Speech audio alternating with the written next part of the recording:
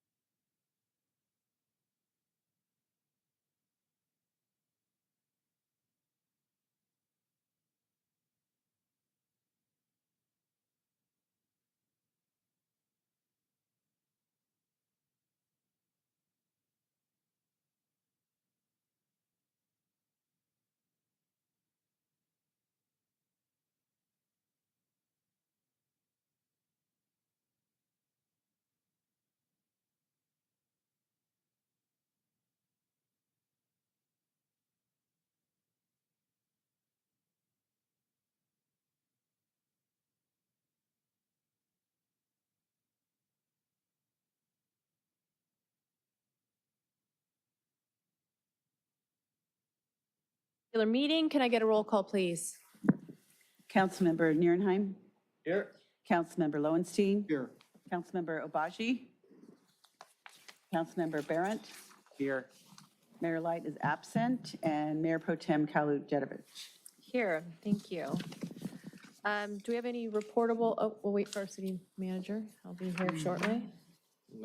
Oh, yes, we do. We Yes. have one reportable item. He'll be here. We have to announce it, though. Here's our- There you go. Yeah. On item F3, the council unanimously provided direction to me to defend the case. Great, thank you very much. So can I get a motion to adjourn to our regular meeting? So moved. Great. Roll call, please. Councilmember Nierenheim. Still here? Councilmember Lowenstein. Here. Councilmember Obaji. Here. Councilmember Barrett. Here. Mayor Light absent. Mayor Pro Tem Kalu-Jedovich. Here, thank you. All right, so on to the salute to the flag. We have, let's see. If we have any veterans or active duty military in our audience, please stand to be recognized for your service. Not tonight, all right. I'd like to call up James, who will lead us in the pledge, if we could all stand. All right, James, all yours. Good morning. My name is James and I am a 7th grader at Adams Middle School. Go Eagles! My favorite subject in school is science. Something I love about the Redondo Beach is the school district. Now please join me in the Pledge of Allegiance. Put your right hand over your heart. Ready, begin. I pledge allegiance to the flag of the United States of America and to the republic for which it stands, one nation, under God, indivisible, with liberty and justice for all. And if you all remain standing for a moment of silent invocation.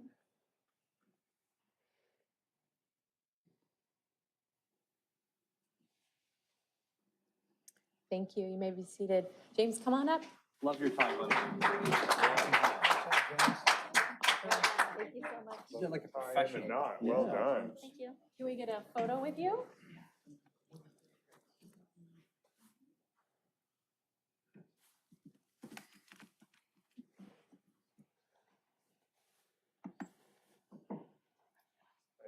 You got a fan group. I know. Got them all? Well done. Awesome. Thank you, James. Go Okay, Eagles. great job. Go Eagles! All right, and I just want to put a plug in, any youth who are interested in leading the Pledge of Allegiance, we do have a sign up on our website. I think it might pop up on our screen. There it is. You can go to our website and you will see this Youth Pledge of Allegiance program. And any youth who is a resident of Redondo Beach or is in our school district. All right, moving on. We don't have any presentations tonight. I'll start with council announcements. Councilman Nierenheim. Yeah, I'm drawing a blank right now for a second, but I have my community meeting this Saturday at Alta Vista, usual time, 9:30 in person, 9:30 to 11. I'll be sending out another email for that. And I'll have probably have an online meeting this month, got a long month. And last week we had the Riviera Village Spooktacular Fest with all the costumes, and it was just a ton of people. And I really want to thank city staff for being down there, including police and fire and public works. And of course, the Riviera Village bid, who are going to be here tonight talking about their item. It was great to see the community come out and the businesses support that. The place was flooded. The restaurants were full, and it's really cool to see the community come together for an event like that. And next week in Veterans Park, on next week Monday, is Veterans Day. Monday 11th day of the 11th year, 11th hour. And I want to invite everyone down to Veterans Park for a celebration. because we have a great group of veterans that put together an awesome ceremony and have people from around the South Bay that are elected officials, usually someone from the Coast Guard or Army, Navy, Air Force, or Space Force comes down and speaks. We give the flag to someone. It's a fantastic event. Tom Lasser does it. And it is at a memorial that was actually put together by a bunch of volunteers. And we're still paying for it. And we're paid for it by buying a brick. So when you're up there you see the flag and you see the nice black granite and you see bricks in the ground and you see names in there, you yourself could have a brick there. People have been buying them to memorialize their family relatives who've served in the service. And they're only $100 and it goes to pay for that memorial and maintenance of that memorial, but mostly just paying for that memorial. So I really encourage everyone to spend the $100 for that. That's cheap. And come on down next week, Monday, for the event. Thank you. That's it. Councilman Lowenstein. Yeah, thank you. Yes, I actually did buy a brick for my dad and grandfather, both served in U.S. Army. So thank you for reminding us of that. I'd like to thank and praise our first responders for responding to the boat that capsized off of Avenue C out a little bit. We were able to save 5 folks. Unfortunately, one person passed, but which is really tragic. But it was in high winds, and I know that it was treacherous. So thank you for our first responders. And then the District 2 community meeting for November will be towards the latter half of November. We just had a meeting not this Monday, not yesterday, but the week before. So we will spread it out and do it towards the latter half of November. So thank you very much. That's it. Councilman Obaji. My community meeting, thank you, Mayor Pro Tem. My community meeting will be on November 20th, Wednesday, November 20th, 2024. Contrary to what I said in my email, the Perry Park Senior Center was not available for the prior date. So it'll be November 20th, 6 p.m., Perry Park Senior Center. We'll review all of the election results in Redondo Beach, what the next steps will be relative to those items decided. And I want to give a big shout out and thank you to our police officers and firefighters. They have supported tremendously with tens of thousands of dollars a campaign in Redondo Beach and to improve their workplace. So I want you to think about that. How many employees do you know have made an investment to improve where they work? And that's because they're dedicated to the city. Even though they could leave at any time, you know, but they are invested in Redondo Beach. And that culture is one that's developed under our 2 chiefs, Joe Hoffman and Pat Butler. We have phenomenal police and fire department here, and I'm so thankful for their dedication to making Redondo Beach safer and the top tier public safety that they provide here. That's all. Councilman Barrett. Thank you, Mayor Pro Tem. Only to second exactly what Councilmember Obaji just said about our public service officers. Thank you. And I couldn't have said it better, so thank you to all of our public safety officers and our chiefs. I just want to mention, we spoke about this briefly last week, but last Wednesday, we celebrated a Functional Zero event here in Redondo Beach, meaning we've reached Functional Zero when it comes to homelessness. This means we're housing people, we're housing more people than are coming into our city unhoused, and the average time that they are experiencing homelessness is less than 90 days. This has not happened anywhere in the county, and probably the state. So I think this is a significant accomplishment for our city. It's been years in the making, and it has taken every department, community leaders from the county, from the state, and it's happened here first in Redondo Beach. And I think that speaks to the community that we are. I hope everyone had a happy and safe Halloween. It was nice to see so many council members celebrate the 120th homecoming game on Friday. It was a great event. Of course, Redondo won. Those are my announcements for now.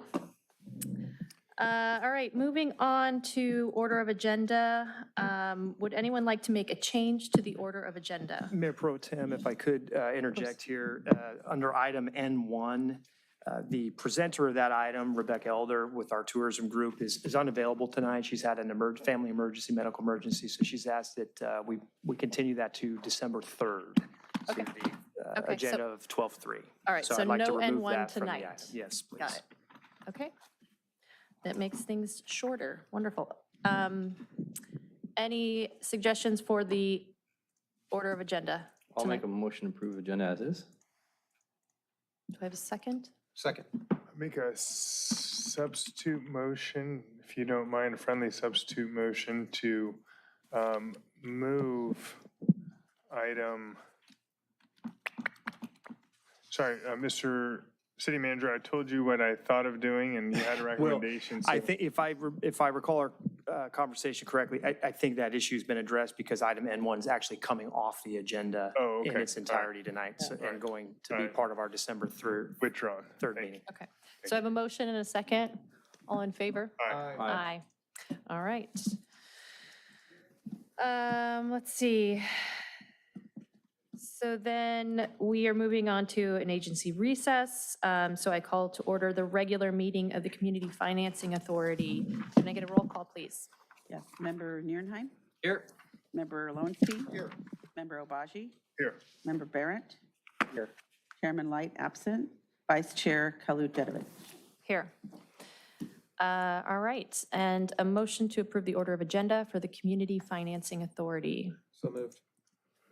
A second? Second. All in favor? Aye. Do we have any blue folder items for the Community Financing Authority? No, we have none. None. All right. Does anyone want to pull anything from the consent calendar for the Community Financing Authority? Seeing none? Okay. Do I have a motion to approve the consent calendar for the Community Finance Authority? Motion to approve. Second. All right. We need public participation. Okay, yes, thank you. Public participation on the Community Financing Authority. Do I have any members of the public who would wish to come down and speak? Anyone online? Have none and no e-comments for the record. Did you want to speak to the Community Financing Authority? Okay, okay. All right, seeing no comments, we had a motion and a second. All in favor? Aye. Okay. There are no public hearings for this. Member items and referrals to staff for the Community Financing Authority. Any, Mayor Pro Tem, we just need to ask if there's any non-agenda items. Number E. I'm sorry? Number E, for public participation of non-agenda items, we need to ask the Okay. public. Any members of the public wish to speak on non-agenda items to the Community Financing Authority? None for the record. Oh, Would you like to come down and speak? And to be clear, this is for the Community Financing Authority. We'll be going back to our regular meeting, and that would be the time to do that. Thank you. That's for the record. Okay, great. All right, so then now we're on to referrals to staff. Great. Any referrals to staff? All right, seeing none. Motion to adjourn the Community Financing So Authority. moved. Second. All in favor? Aye. Great. Okay, now we're back to our regular meeting. And I'll need to do roll call. Can I get a roll call, please? Councilmember Nierenheim, Here. Councilmember Lowenstein, Here. Councilmember Obaji, Here. Councilmember Barron, Here. Mayor Light absent, and Mayor Pro Tem Kaludjetovic. Here. Thank you. Thank you. All right, so now we are at blue folder items. Do we have any blue folder items for tonight's meeting? Yes, so we have for J1, which is public participation on non-agenda items, we have public communications. L2, this is related to the continued public hearing on the general plan elements, public communications, and P1, which is a charter amendment. You have a revision for the charter section 11.1 for city treasurer. And that's it. Thank you. Thank you. Okay, moving on to consent calendar. Does anyone want to Motion pull? to receive and file for the blue. Oh, thank you. folder Yeah, items. thank you. Thank you. It's okay. Do I have a second? Second. All in favor? Aye. Okay. Now we're moving on to the consent calendar. Does anyone want to pull anything from the consent calendar? Councilman Nierenheim? For the regular, no. No? No, thank you. Councilman Obaji? No, thank you. Councilman Barrett? No. And I have none. So would anyone like to make a motion to approve items on the consent calendar with public comment? So moved. Okay. Public comment for the consent calendar. Do I have anyone who would like to speak to any of the items on our consent calendar? Was there a second? This is for the whatchamacallit authority, right? Community financing. We've already No, this closed is that. for the regular meeting. Oh, regular meeting? Yeah, that's Oh, right. I thought we were on a, oh, sorry, I want to pull, I wanted to pull item H10. You want to pull H10? H10, sorry, I thought we were on the, So motion to approve everything except for item H10. why did I think there was two of Okay. them? Sorry. Second. Is that the only one you wanted to pull? Yeah. Okay. And no one else wanted to pull anything else? Okay. All right, so you made a motion to approve everything except H10. You had a second. Does anyone want to speak to any item on the consent calendar other than H10? Seeing none. Anyone online? None. Okay. So we have a motion and a second. All in favor? All right. Great. All right. Okay, so before you go, I Yes, have to read a you're couple. fine. Okay, great. Thanks. H9, adopt by title only, resolution number CC-2411-108, a resolution, City Council, City of Redondo Beach, California, approving the City of Redondo Beach's authority to file applications for the grant funds from the Los Angeles County Regional Park and Open Space District for Measure A funding for projects and programs. And that's it. Thank you. All right, Councilman Nierenheim, H10.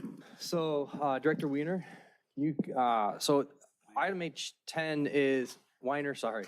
Item H10 is, for the public that doesn't know, is a contract for software services, online services, specifically to do online services. I've been a big proponent of going online, to say the least, and through the years, and a couple years ago, we signed a different contract to do some of the community development online, but didn't include everything. And so I wanted to just have you talk to the public and let them know, because I get a lot of inquiries on a month-to-month basis about permits, where we are in the permit system, different arms, different silos, and I wanted to have you talk about how these different silos are now going to be addressed and the different permit systems, and now we have this new project that we're working on, successfully finishing the other project. Yeah, thank you, Councilmember Nierenheim.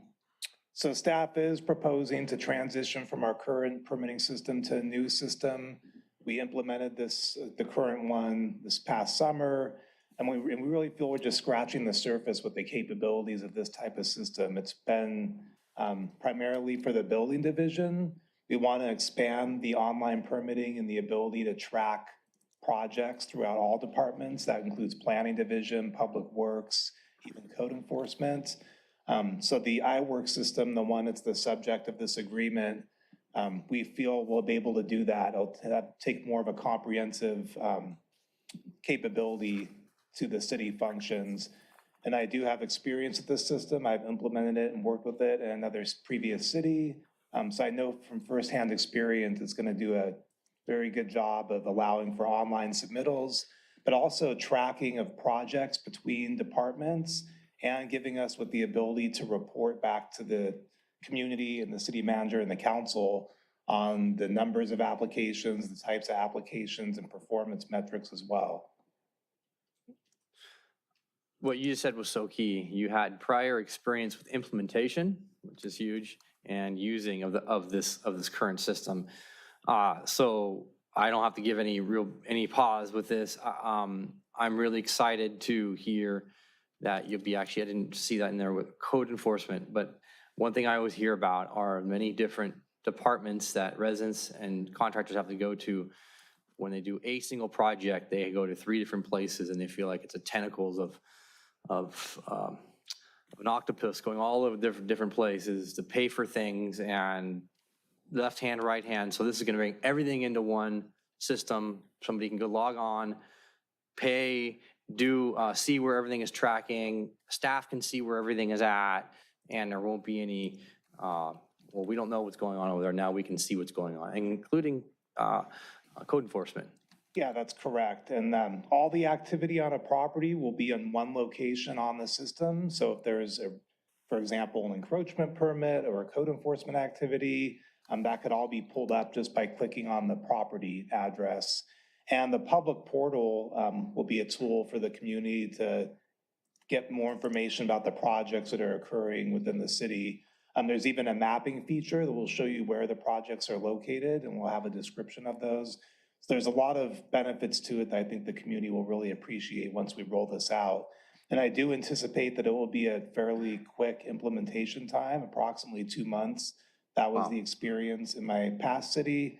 And I think that's in part because this is a really well-established and developed system. They have over 2,000 clients, and it's just kind of right out of the box. There is some customization, but it's well-established and should perform highly. So 2 things, saving the public portal. City of Anaheim has a search portal, just so the public knows this. You go on to their public portal and you can do a 1-mile search around a certain address, and you can comes up from everything from a new fence to a new house to minor permits, anything that goes through our system asking for a permit. It's going to be on a public can see basically what's going on. That's correct. It'll be plotted out on a satellite view of the city, and you can click on the icons and it will give you more information about that project. Okay, last question regarding cost. Will this be saving the city money? I see we still have some money left in the old system that we had allocated. What's the year over year? So it's $65,000 a year, and that's actually $7,000 less than what we're paying for the current system.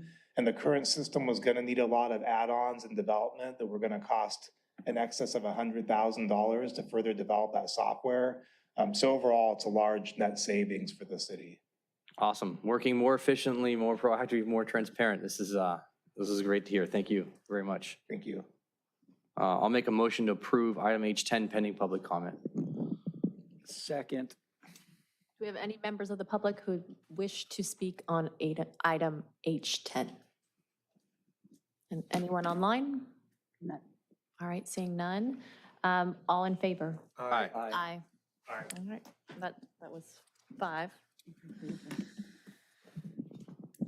Okay, then we're moving on to public participation on non-agenda items. This section is intended to provide members of the public with the opportunity to comment on any subject that does not appear on this agenda for action. This section is limited to 30 minutes, so we'll say 6:54. Each speaker will be afforded 3 minutes to address the mayor and council. Each speaker will be permitted to speak only once. I have some written cards. First up, Holly Osborne, then Joan Irvine.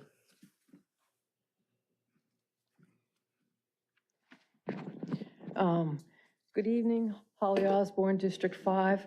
Remember, I tried to do this last time because I thought it was on the agenda and I was stopped. So I'm starting again. But you've all seen it. I've emailed you, and it was accepted in the blue folder last time, of pictures of stores on Artesia, and they're all different size lots. And I didn't like the idea of just doubling the FAR. In fact, I got the idea from your pictures just to double the FAR, you just double the height. And actually, you have to more than double the height because you probably have to back off the footprint to get the parking in. And I just do not think that that is a good idea.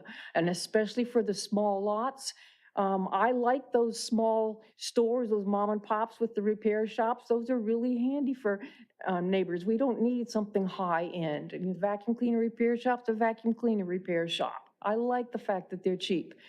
But I don't have the pictures here, but you all do. I really want to talk about the grocery store. 2 of you, I don't think, realize that we did not have a grocery store in North Redondo for 5 years. And the reason was because in 2014, there was takeovers and mergers of the grocery store that was there. And then so there were some buyouts and a new store came in. And the way I understand it, the buyer was told that North Redondo was higher end than it was.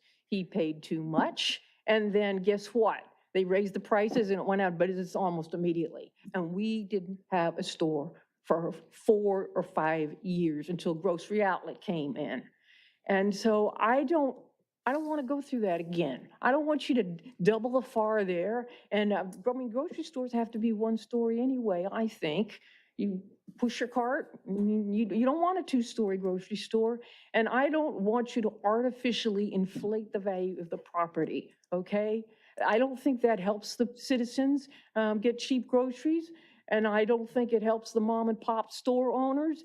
And the way you talked about it, and I'm not a lawyer, but this would look like, it looked like legal ease to me, that if you were going to raise the FAR, then you were sort of going to charge them almost a bribe because you've increased the value of their property. I'm not using the correct term, but that's what it sounded like, a kind of a legal extortion. So you can put it in different words. I'm just saying, we like our grocery store. I like the small mom and pops, and please don't double the FAR. How's that? Yes, go ahead. Okay. Dr. Osborne, are you aware that there's a Vaughn's, Grocery Outlet, and Sprouts in North Redondo? Of course, I go to And the Ralph's, grocery and outlet. Ralph's, yeah. I go to that store. Oh, okay, all I right, mean, I live in District 5, yes. all right. Okay, and Joan Irvine, and then Mary Ewell. Joan Irvine, District 1, Mayor Pro Tem, City Council members, city staff, people who are here and people who are listening. I live in District 1. Okay, as I mentioned last week, some parents have expressed concern about legal cannabis dispensaries. You know, I understand their concerns since they have been fed fearful and untrue data about cannabis, and good data is just starting to come out. But know that there will only be 2 legal and heavily regulated dispensaries in Redondo, and they will sell tested, traceable products. You know, parents, if I was you, I'd be more concerned about alcohol and your children. According to the CDC, alcohol is the most common drug young people use, and it poses a far more immediate risk of death among teens than cannabis.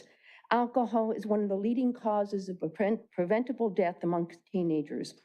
According to the CDC, each year about 3,500 teens in the US die from alcohol-related incidents, including motor vehicle accidents, homicides, and suicides.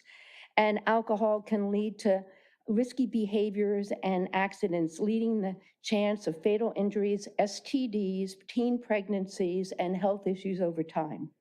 Cannabis, on the other hand, is less frequently associated with direct fatalities, and there's no record of fatal overdoses from cannabis alone.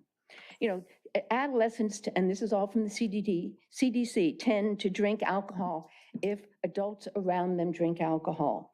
If you're really concerned about your children, no, you need to be more concerned about alcohol, not cannabis. How many liquor stores are there in the Redondo area? 20.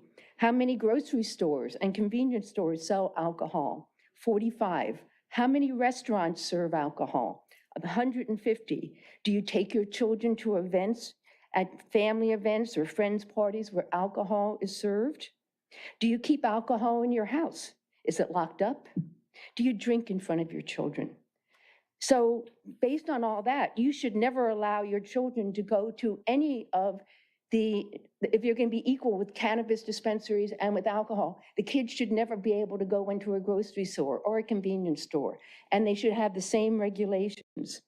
And so if anything, you should be asking the city to implement the same extreme controls on establishments and even your home where alcohol is present, as you're requiring on the 2 dispensaries and the legislation or the ordinances are going to be coming up. So please do not deny adults access to the many health benefits of cannabis because you're concerned about the 2 dispensaries. Be more concerned about the alcohol in our town. Thank you. Mary Ewell? This non-agenda item is directed to Sean O'Malley and Mr. Weiner. I have this question. Is it within your purview? I gotta clear my throat, sorry. Is it within your purview to construct a 3D model of the proposed Beach Cities Health District assisted living and memory care complex that BCHD's board is proposing?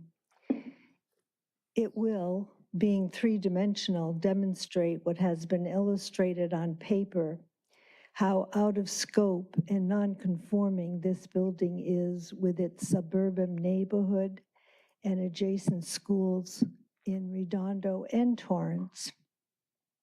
Citizen groups like Torrance, Redondo Against Overdevelopment, and No to BCHD have depicted the proposed building without benefit of a 3D model. When Bill Brand finally got CentraCal developer Fred Bruning to construct a 3D model, the overwhelming takeover of our waterfront was made clear to residents. Will you make such a 3D model to inform the public and us at the next meeting? I am surprised that Mayor Pro Tem Light has not asked for such a 3D model from BCHD as his predecessor did. We do not trust BCHD to provide such a 3D model. The rest of my comments would be directed to, in part, to Jim Light, and I won't make them without him being here. Okay. Thank you. Those are the only cards I have. Does anyone else want to come speak?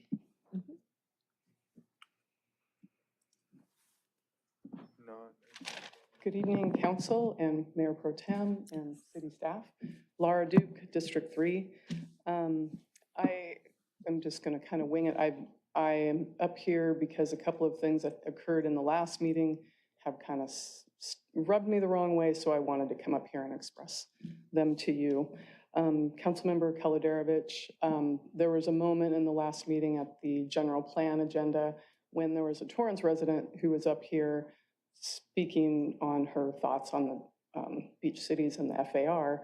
And as she left, you called her back up, asked her if she was a Torrance resident, and then pursued her to ask her if she knew about the Torrance Council voting to put the green line on the row.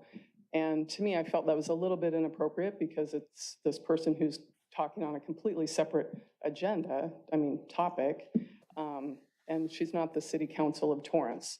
And it felt a little tit for tat-ish, like, well, you know, they're putting they want to put the metro train in our backyard, so why not we put this generator over there on the Diamond side where these Torrance residents are, and we don't really, you know, they're not Redondo residents, they're Torrance residents, so whatever.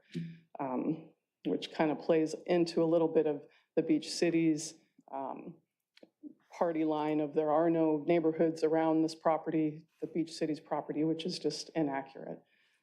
Redondo residents, Torrance residents, we're all residents, we all should be neighborly, and I think that it's important that we express acceptance of each other on these different topics. The other thing I wanted to talk about was also about Jim Light, and he's not here, so I'm going to follow Ms. Ewell's what she did, and I'm not going to speak on that. One other thing was Mr. Backley was speaking about the EIR and the FAR, and he was using EIR when he meant FAR, and not one of you corrected him, and it happened a couple times, and it's something that needs to be clarified, and it kind of fed into we all need to know what FAR means, and to Ms. Ewell's comment about the city coming up with like an actual 3D model of what we're talking about, I think that's a fantastic idea, and for as much money as we're paying to PlaceWorks, maybe they could work with the city on coming up with something for all of us to put our eyeballs on. I just wanted to wrap up by saying thank you, Mr. Scully and Mr. Weiner, for getting back to me on my email. And one thing is, can residents, I know you can't respond, can residents come up and use the overhead like you guys do in our 3 minutes? Send it on over, I'll put it up. Got it, okay. I wasn't sure about that because that could be helpful. Thank you very much for listening. Is there anyone else in the audience who would like to come speak on non-agenda items?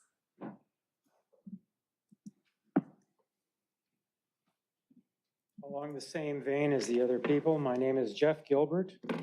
I am a Redondo Beach Diamond Street resident next door to the proposed Southern California Edison substation. At the last council meeting, Mr. Backley told you BCHD was not in dire financial straits, so the services they already provide are not in jeopardy of being canceled or at risk, as the many of the BCHD supporters have been told. They've been told to tell you this if the 1.25 FAR is not approved. So their entire project is based on a 1.25 FAR, which wasn't even a topic, 6 months ago? That's a lot to invest in something like that.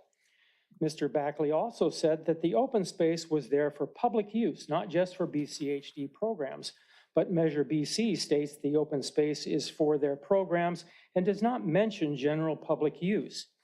Mr. Backley did not tell you that the public space, tell you or the public that the open space could be used for building at any time in the future. It's not there for perpetual open space at all.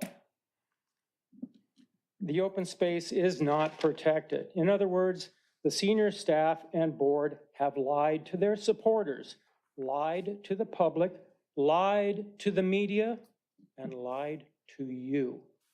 I know because they've been lying to us for over 7 years. The residents of Diamond Street are not, we're just residents. We live next door to this thing. We're voters. We're just normal people. We have infants living on that street. We have people that are over 90 years old living on that street. Beach City Health District says they have a certified EIR for the Healthy Living Campus with no challenges from the public agencies or residents. They admitted the fact that over 2,900 pages of public comment, 97% were against the Healthy Living Campus. The EIR, under the section about wildlife, mentions some 23 trees would be removed from the green space along Diamond Street for the SoCal Edison emergency substation. There were vague illustrations as to the location, little spots, little squares on that green space. This information about the substation was deliberately omitted from the EIR because it was presented to another agency for approval. The public was not even made aware of that. Doesn't that sound like a developer to you, lying to you? Now, who are you going to believe? Residents, the people that live there, the voters, or are you going to listen to a big-time developer, much like the guys at the waterfront, gonna tell you all kinds of things, and you're gonna say, oh yeah, sure, yeah, here, 1.25, build whatever you want. You don't have to send in a picture or anything like that. So please consider that and weigh the opinions and concerns of the citizens, residents, against this developer. Thank you very much.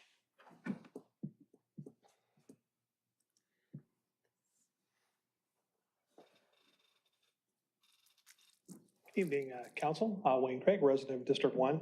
I don't know about you, but when I was driving around town, I saw so many signs, I got pretty confused. In fact, I may have even voted for a realtor. Anyway, wanted to really let you know, really appreciate all the help that each of you have done to help get two ballot measures hopefully passed, and we'll find out soon. Measure RB and Measure FP are probably the two most important things that voters are going to be voting on this election locally. And it's good that we had full support. And one thing I'd like to remind people is that you have about an hour and 20 minutes left. So you can actually drop your ballot off to still get it in. And I want to urge you to remember, vote for this as if you're trying to save our city and our fire and police department, because you are. Thank you. Thank you. Any other members of the public wish to speak? Come on down.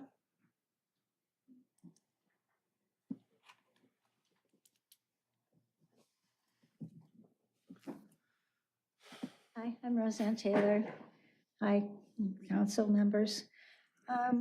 Last week, there was talk at the from BCHD about the EIR.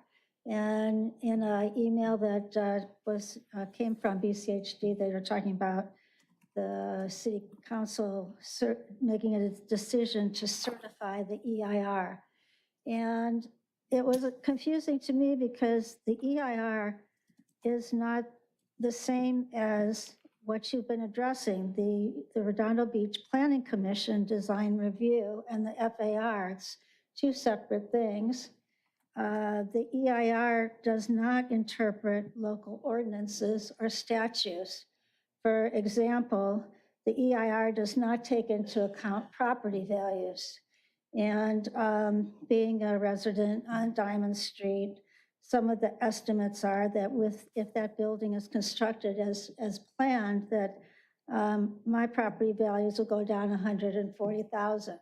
So I have some skin in the game, and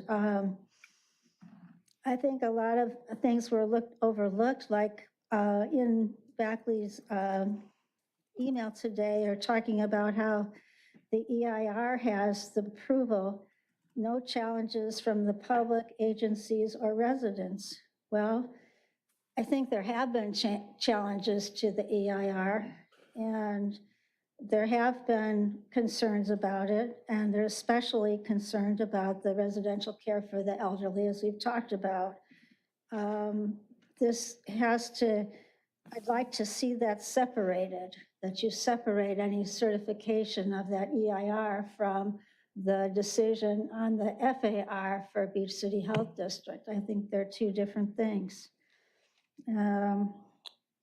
That's all. Thank you very much. Thank you. Any other audience members like to speak in public? Anyone online? Yes, we have one for Zoom. Brad Waller.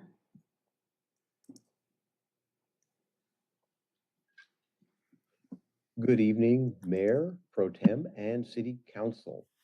I am Brad Waller from District 1, Vice President of Keep the Esplanade Beautiful. We are a local nonprofit dedicated to the beautification of the Esplanade and have monthly sweeps on the first Saturday of every month. You can meet us this Saturday. Can you hear me? It says I'm done talking. We can hear you. Oh, okay. You can meet us this Saturday at the Rotary Club of Redondo Beach Centennial Celebration at Seaside Lagoon from 2 to 5 p.m., where we will have a table and be happy to tell you more about us. The next cleanup is Saturday, December 7th. Meet us at Esplanade and Avenue I at 9 a.m. sharp. We have all the supplies, and I invite anyone to join us. Finally, we are looking for volunteers to help with sweeps, website, finances, social media, and more. If you or your organization would like to help, reach out to us through our website at keeptheesplanadebeautiful.org or email me at vp@keeptheesplanadebeautiful.org. Thank you very much. Thank you. Anyone else? Yes. Next one is Mark Nelson.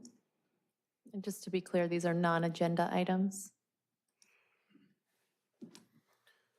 Go ahead, Mark. Yes, I'm aware. I wanted to support Ms. Taylor's view that the Beach City's EIR is irrelevant to the general plan. The Beach City's EIR was for its 1.95 FAR, 792,000 square foot facility, and it did not examine any other of the public institutional land zoning in the city. So there's no way that that EIR is at all applicable to the general plan. And I understand that the general plan's EIR is currently being reviewed by staff and probably consultants looking at the FAR 1.25 for all public institutional property. So, I think that Roseanne Taylor's got it completely right. And that doesn't need to be considered at all. Thank you very much. Thank you. Okay, that concludes the comments. Okay. Great. We'll move on to ex parte communications for 2 public hearings. Councilman Nierenheim. Members of the public, city staff.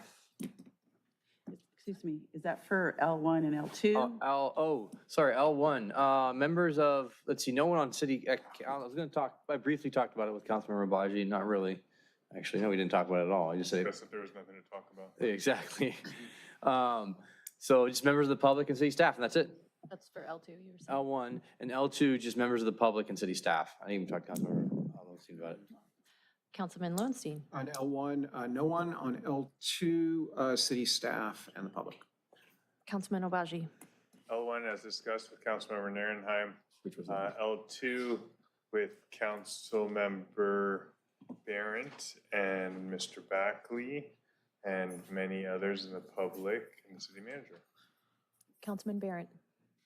For L1, city staff. For L2, city staff, members of the public, Mayor Jim Light, Councilmember Obaji, Dan Elder, Rob Gaddis. Thank you. And for myself, L1, members of staff, L2, members of the public, staff, the mayor. That's it. Okay. Moving on to public hearings. Can I get a motion to open the public hearing for L1? So moved. Second.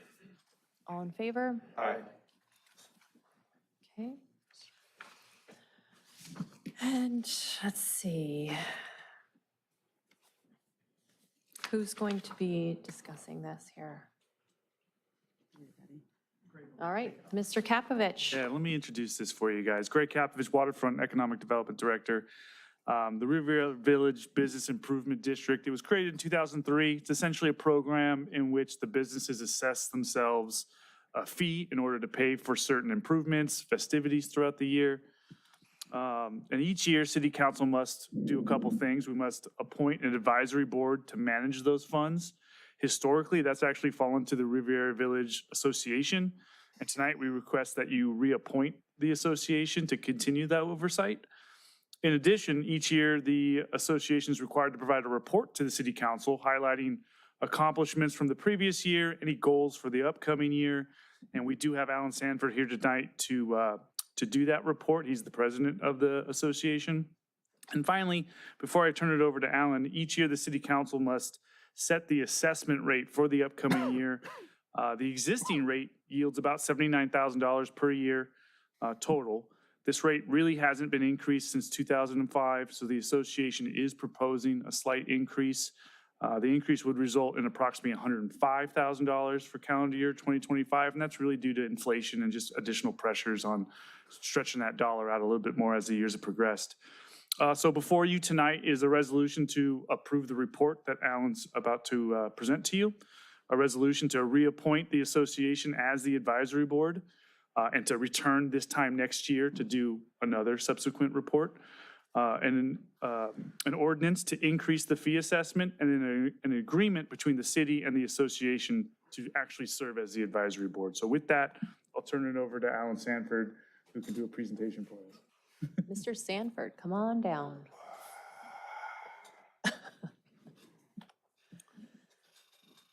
Good evening. I don't know how to lift this up. Yes, there's a button. On the right there. You got to hold it. Hold it down for a bit. Hold it. There you go. Grease lightning, so quick. My countertops at home, that'd be higher. All right. Good evening. Not great with PowerPoint decks, so I'm going to give you guys a summary and make myself available for questions. But generally speaking, the RVA, I've been serving at with the RVA since I think 2019, right around when COVID hit. Fantastic program, helps the businesses down there. Also, as a business owner, it kind of gives us a sense of uniformity and a referee, if you will, to move the city along, both in beautification, marketing, repair and maintenance. I think we've done a great job over the last 4 or 5 years of really organizing the bid. We did do a study on the annual assessments. I participated in that with Dave with the city and Civitas, I believe. That money goes right back into the city or right back into the Riviera Village. We've got some great beautification projects planned. There's always things that are broken. And then I'm sure you guys have gone to some of the great events that we hold down there. Holiday Stroll, the recent Halloween activity just keeps getting better and better. So we appreciate your support. We're always open for constructive feedback on things we can do better. Right now, we're managing the parklets on behalf of the city. we're definitely interested and hard at work on different designs and different implementations of a potential permanent situation. And again, I'm here for questions and I appreciate your support. Thank you. Some of the cool things that we've done. Yes. Sorry to not speak to that. Some great partnerships as well with Terranea, with the LA Kings, two great partners in our community. And it's all about bringing more people down to the Riviera Village. You can never do enough marketing. All right. The projects, of course, you guys are aware of the paver program. The RVA can't really take credit for that, but we've executed some great strategic partnerships. I continue to try to pull Chief Hoffman along with me on the bollards. We have a vision for retractable bollards. Part of the reason it's so hard to do those events down there is just the prohibitive nature of the economics of setting up safe areas. So we have a vision of, retractable bollards to be able to create walk situations very easily. Something we've been working on actually since COVID, and Chief Kaufman was the chief, and that we hope to accomplish in the next year or two. We've started to work with the Redondo Beach Travel and Tourism Board more as the RVA. And then I just talked about improving safety down there and doing more community events like the Hollywood Stroll and the Halloween Stroll, but decreasing the need for the infrastructure costs that we take on every time we do those. And that's all the city jargon that I'll leave to Greg. I'm just leaving it up there so you guys have, you know thank what you. you're talking about. Appreciate it. Just a quick question about the bollards that you've been working with Chief Hoffman on. Is that something you've been working with one of the council members as well? I'm just curious if we've already created a BRR or some kind of expectation of what that cost would be.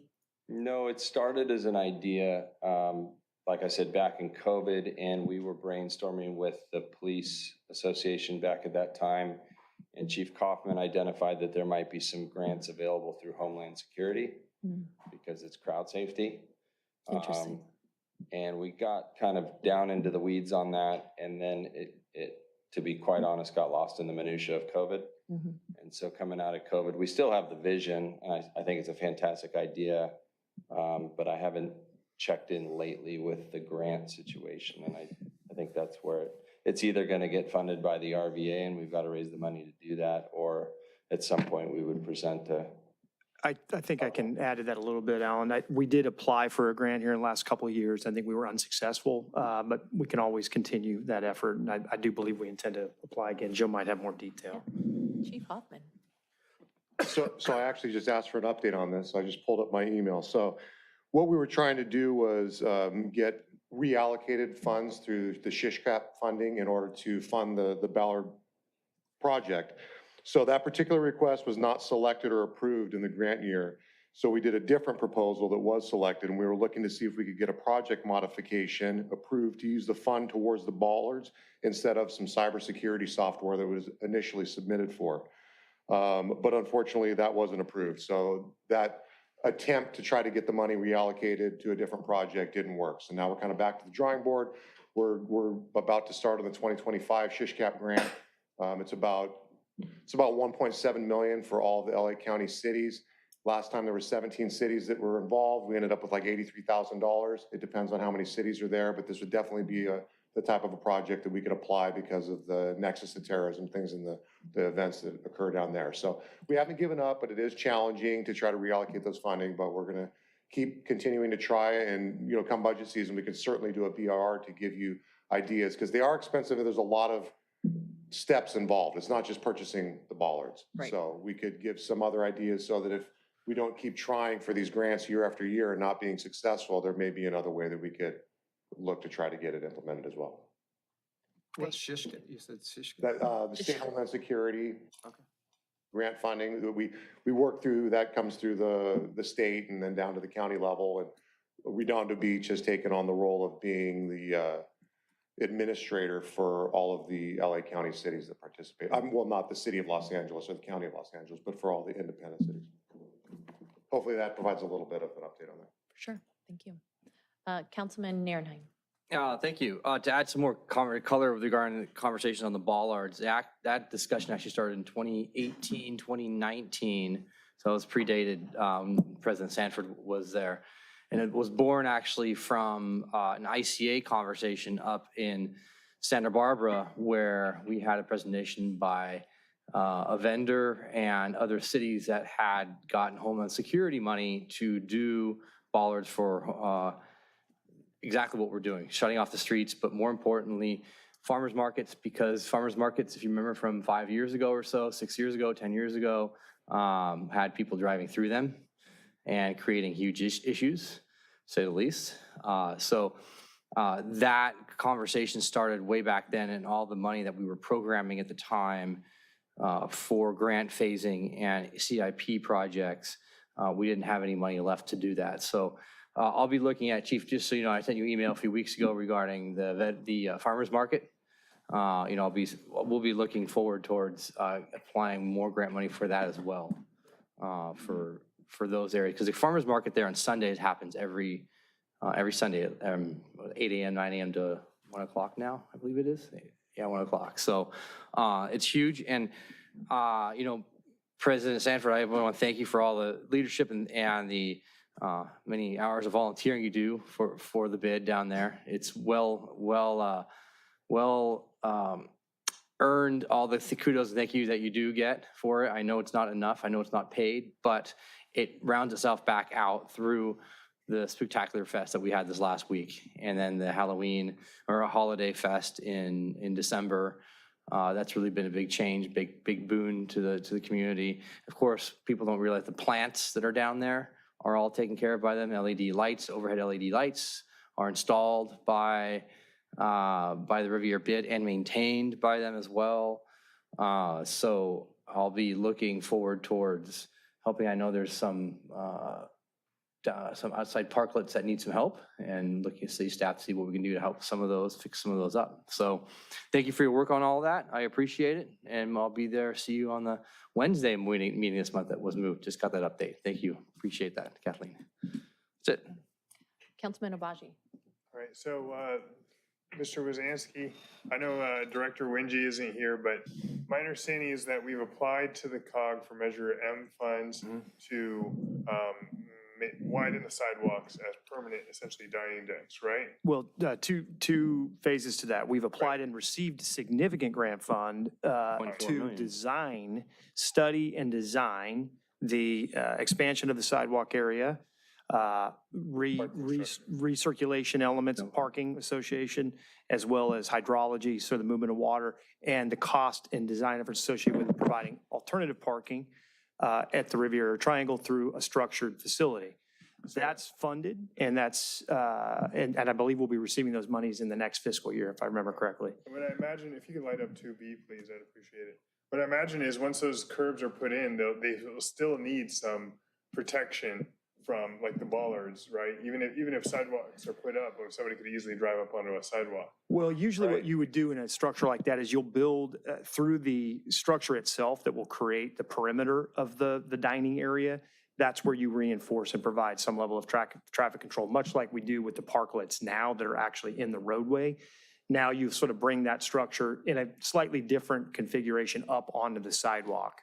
Okay. Well, I guess what I mean to ask or throw out there is these are like the, you see the security features at the federal courthouse that just pop up. I imagine those could be pretty expensive, but there's what we've understood from Inglewood's attempt to get, $800 million for the trans interconnector, is that there's a ton of Measure M funds, Measure M or Measure R? Measure M funds, right? Yeah, Measure M's the most recent. Measure M funds available, and maybe not so much from a security standpoint, but we approach it from a mobility standpoint and making this area much more walkable, transportation friendly, that we could potentially apply for grant funding for this? Absolutely. It's not beyond the realm of possibility that the design that we ultimately create for the village as it pertains to the parklet program could include perhaps this retractable baller concept in areas that we want to segregate for pedestrian purposes on a temporary basis. So I think there's a lot of potential for that. Measure M is definitely a funding source that because it would be eligible under the active transportation concept. But we got to design first, and then we'll apply for construction funds. These cycles that the chief's mentioning and Alan's referring to, and Councilmember Narenheim would, I think, predate that work. I mean, that Measure M effort's probably a few years away. So this would be something, I think, more immediate, potentially, if we could grab a hold of money. Okay, just trying to make sure that we're thinking, both Yeah. from a security standpoint and a mobility standpoint. No, that's a that good we point. Seek money from both sides. If one doesn't come through, maybe the other one does. Yep, good point. Thanks. All right, I have no other speakers. Oh, sorry. go ahead. I just had a question related to pavers. I know that we're doing the north side of Avenida del Norte.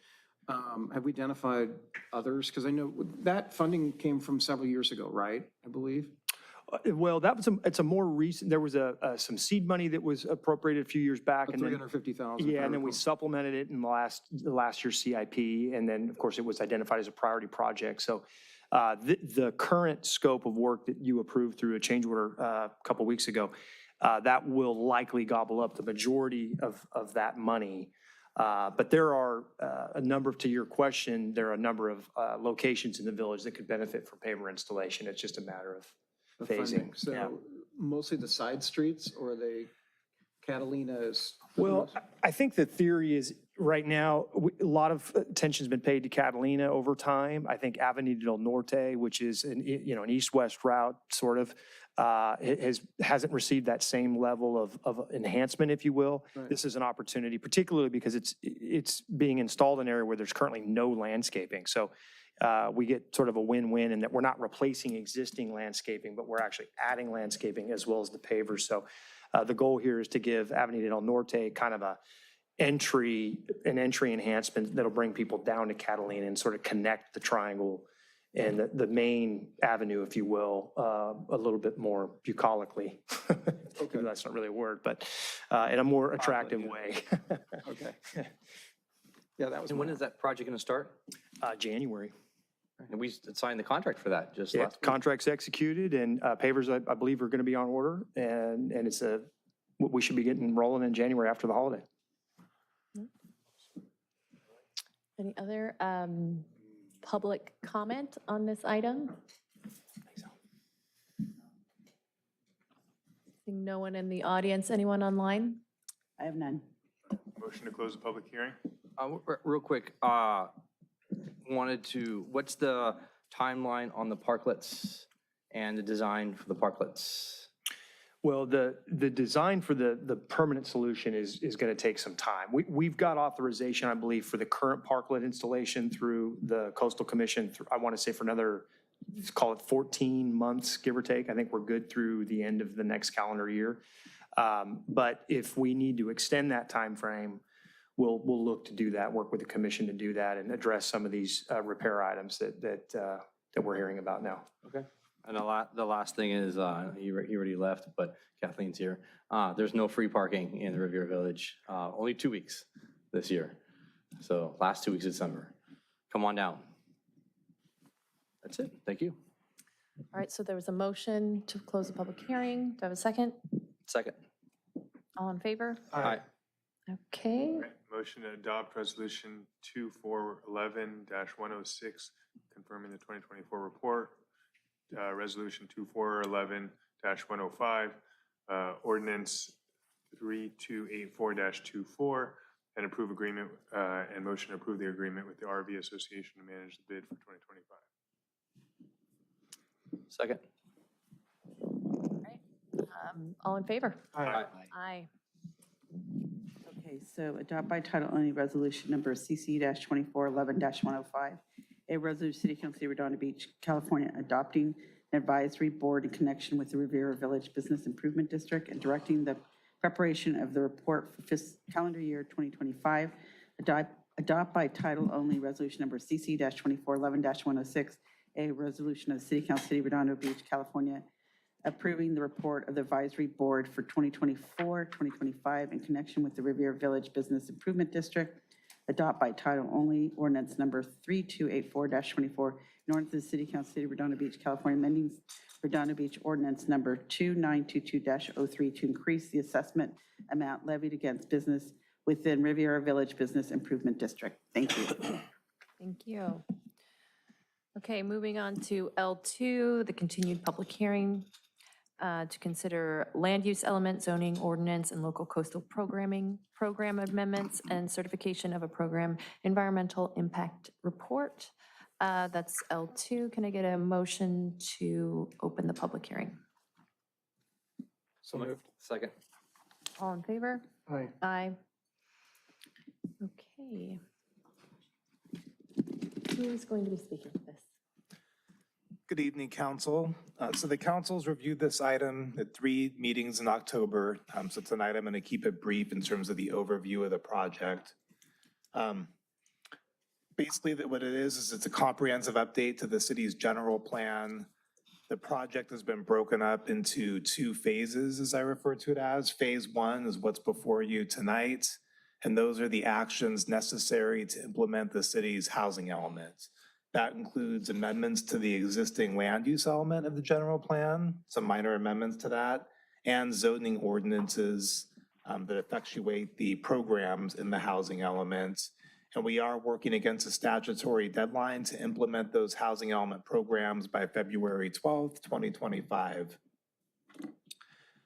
The deferred items, or phase 2, as I refer to it as, is really the balance of the general plan updates. It would be the adoption of the open space and conservation element. That's a new, completely updated element, safety element, noise element, and the full land use element. So tonight, the city council is only adopting amendments to the existing. In the foreseeable future, which is likely January and February, we'll be bringing all these elements back, including the additional, or the full land use element for adoption. And during the discussions in October, there were a few items that were raised that are going to need some additional consideration and study. One is the public institutional zone and the FAR floor area ratios for those zones. It's pretty clear that that is the primary topic that we'll be considering. And staff does intend to bring items and exhibits back to the council that will help inform on any decision you make about floor area ratio.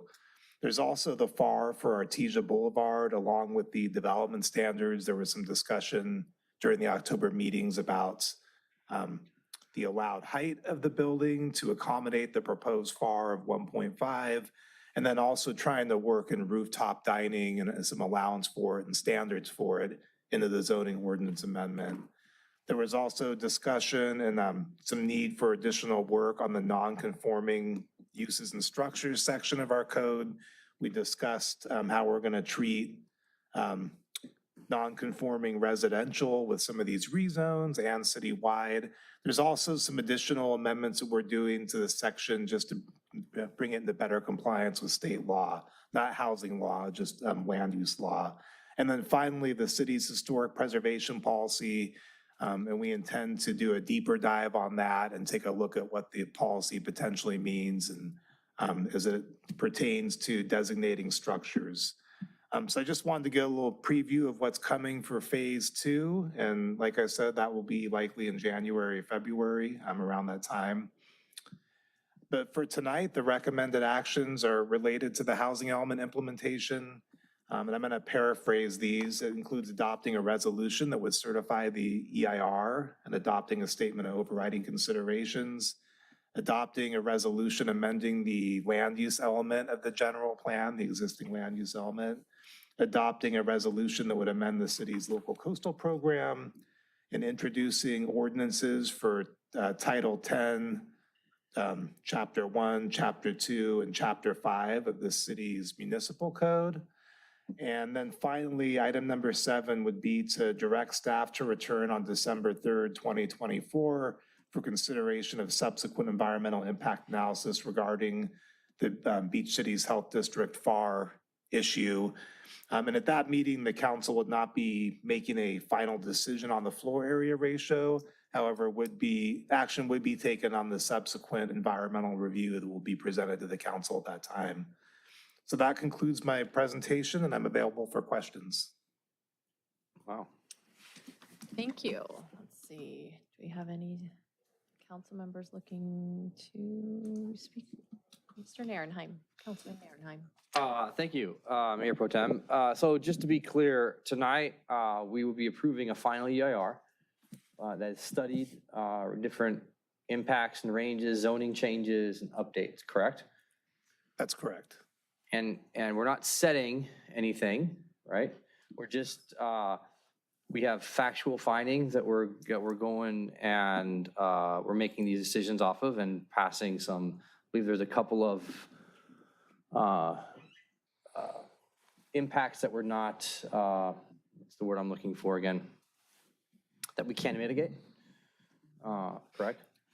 That's correct, and they're primarily related to the upzoning of the housing sites, which is being mandated by the state. Right. We're not going to be like Huntington Beach and say no and then file a federal lawsuit. Didn't go their way so far. Okay, so after this step, then after we certify this, then we go to the actual implementation phase, correct? And we start actually implementing these ordinances. We'll have a separate public hearing on that, correct?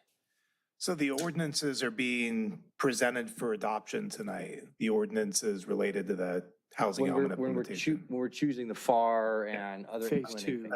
That will be at a later date. The FARs for the PI zone and the other zones, that's in the completely updated land use element, and that's what we'll be bringing back to the city council in January and February, and taking a much closer look at what the FAR settings are at and whether any adjustments need to be made. As long as we stay below the amount identified in the EIR, we can make that change without having to amend the EIR. If we go above for any of the sites or upzone for any sites citywide, then that would require some subsequent environmental analysis. So the fine tuning really and the final implementation on. Yeah, and there is an interim step that's important to note, as was mentioned by Mark in the presentation, that on December 3rd, we'll be considering the subsequent analysis that was directed by council in the middle of October pertaining to just the Beach Cities Health District site. So that will be before you all in December. But again, that will be just the analysis, not the actual implementation action. The implementation action will come for consideration in January, February. Okay. So that's the process so everyone knows. I know that the speaker came down earlier confused, wanted clarification on that. Now we have hopefully full clarity on that. Thank you for the work on that. It's been a long road, to say the least. That's it. Thank you. Especially for him. For now. All right, I have no other council members raise their hands to speak. Invite the public to come make any public comments on this. Did you get cards? Oh, I do, yes. Roseanne Taylor and then Jeff Gilbert. Okay, thanks for being efficient. Any members on Zoom? I have none for this item. And I have e-comments 12, 8 support, 3 oppose, and 1 made no. They just made a comment. That's it. Okay. That's it for the record. Okay. Then can I get? I actually have one thing I forgot to bring up. Sure. We received, so speaking of impacts, on page of the final EIR, page 45 of the EIR, 419 in the agenda, it talked about public services and talked about impacts to fire and police, particularly fire protection services and paramedic services. I wanted to, because we're making the decision, we're having to defend this EIR. Were you, Mr. Weiner, were you aware of the email that was sent by the Chief Chief Hoffman? Thank you, Kaufman.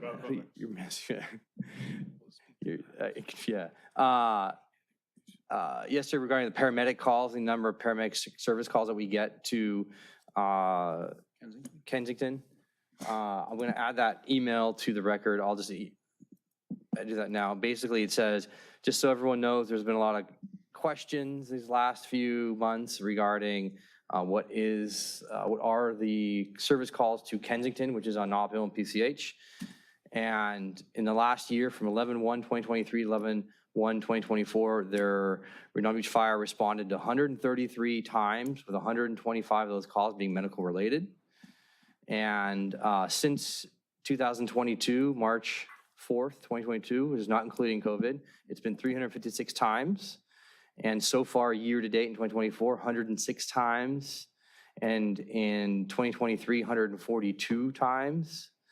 So on annual basis, if you were to break that down for 30 to 90 minutes of paramedic and fire department time, which does not include incidentals such as the equipment that's being used, wear and tear, is over $100,000 in personnel costs.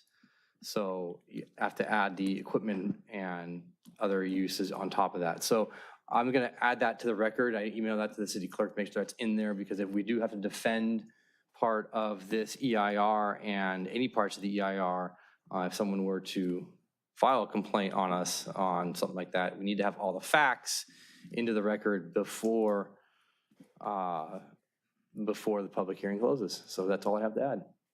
Thank you. Yes, Councilman Obaji. On that note, when we do start to do implementing ordinances and the like, what can we do to, account for impacts that certain uses or conditional uses will have on city finances or public safety resources, et cetera? So at last week's council meeting, the council approved an agreement to do a comprehensive fee study, development fee study for the department. That includes some work on establishing a nexus for our current impact fees, or as an option to maybe expand that and look at additional fees, impact fees. So I would say that would really be the vehicle to address citywide impacts and the cost of services associated with new development. Okay. Thank you. Motion to close the public hearing? Second. Okay, all in favor? Aye. Aye. Okay, All right. then does anyone have a motion? Make a motion to adopt by title only resolution number CC-2410-105, 2410-106, 107, and CC-3281-24, and That's an ordinance. That one's an ordinance. First reading. ordinance, sorry. Introduced by title only, ordinance number CC-3281-24, introduced by title only, ordinance number 3282-24, introduced by title only, ordinance number 3283-24, and that's it. And if you would, direct us to come back on December 3rd to consider the subsequent analysis. Sure. And yes, a motion to direct staff to come back with the environmental analysis addendum regarding a 1.25 FAR for public institutional land. For the health district site. Oh, it's just the health? Yeah, it's just the health district site. Okay, just the health district site. Okay, we have a motion. I'll second that. All right. All in favor? Aye. Aye. Any opposed? Okay, so for L2, adopt by title only resolution number CC-2410-105, certifying the final program environmental impact report, state clearinghouse number 2023-050732, adopting findings pursuant to the California Environmental Quality Act, adopting a statement of overriding considerations, and adopting a mitigation, monitoring, and reporting program for the Redondo Beach focused general plan update, zoning ordinance update, and local coastal program amendment. Adopt by title only resolution number CC-2410-106, amending the general plan land use element to implement the city's certified sixth cycle 2021 through 2029 housing element and other amendments regarding residentially designed properties not identified as program actions in the city's housing elements. Adopt by title only. Resolution number CC-2410-107, amending the coastal land use plan of the city's local coastal plan to implement the city's certified sixth cycle 2021-2029, housing element and other amendments regarding residentially designed properties not identified as program actions in the city's housing elements. Introduction by title only, ordinance number CC-3281-24, amending titles 10, chapter 1, subdivisions of the Redondo Beach Municipal Code for consistency with the general plan land use element and to implement the city's certified sixth cycle 2021-2029 housing element and other amendments regarding residentially designed properties not identified as program actions in the city's housing element for introduction and first reading.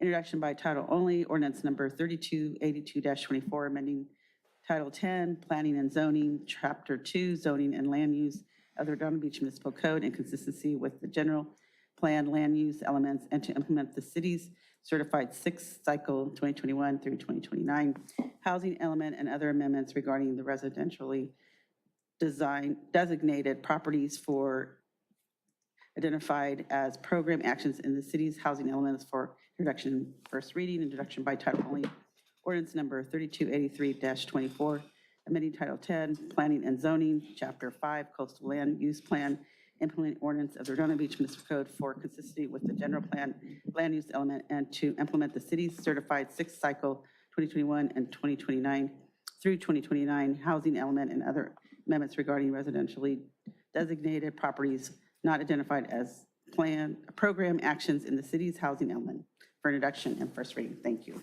Thank you. All right, moving on. Do we have any city manager items? Yes, one, and Councilmember Lowenstein mentioned it. I just want to bring attention to our Harbor Patrol folks who are on duty this weekend and participated in a very precarious and I think courageous save. Brad Godinez and Chad Smith, who were on the boat and dove immediately into the water. I've seen the videos, very choppy conditions, very dangerous conditions, and saved the lives of 5 individuals. Unfortunately, the 6th member, it was difficult to locate, did not make it.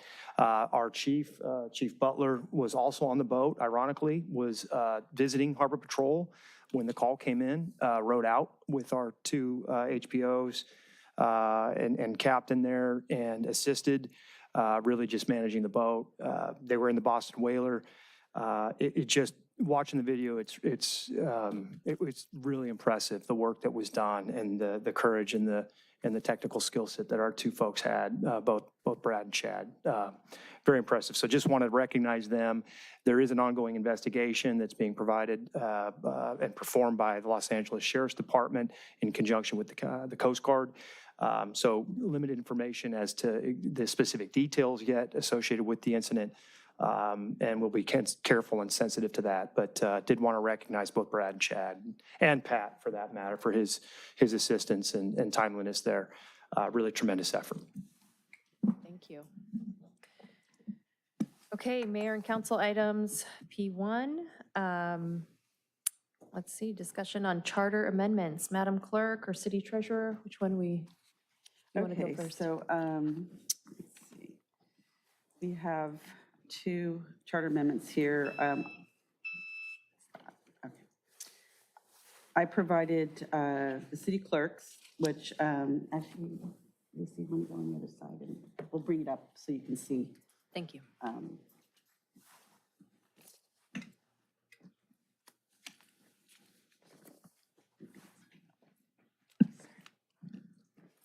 Change hats here.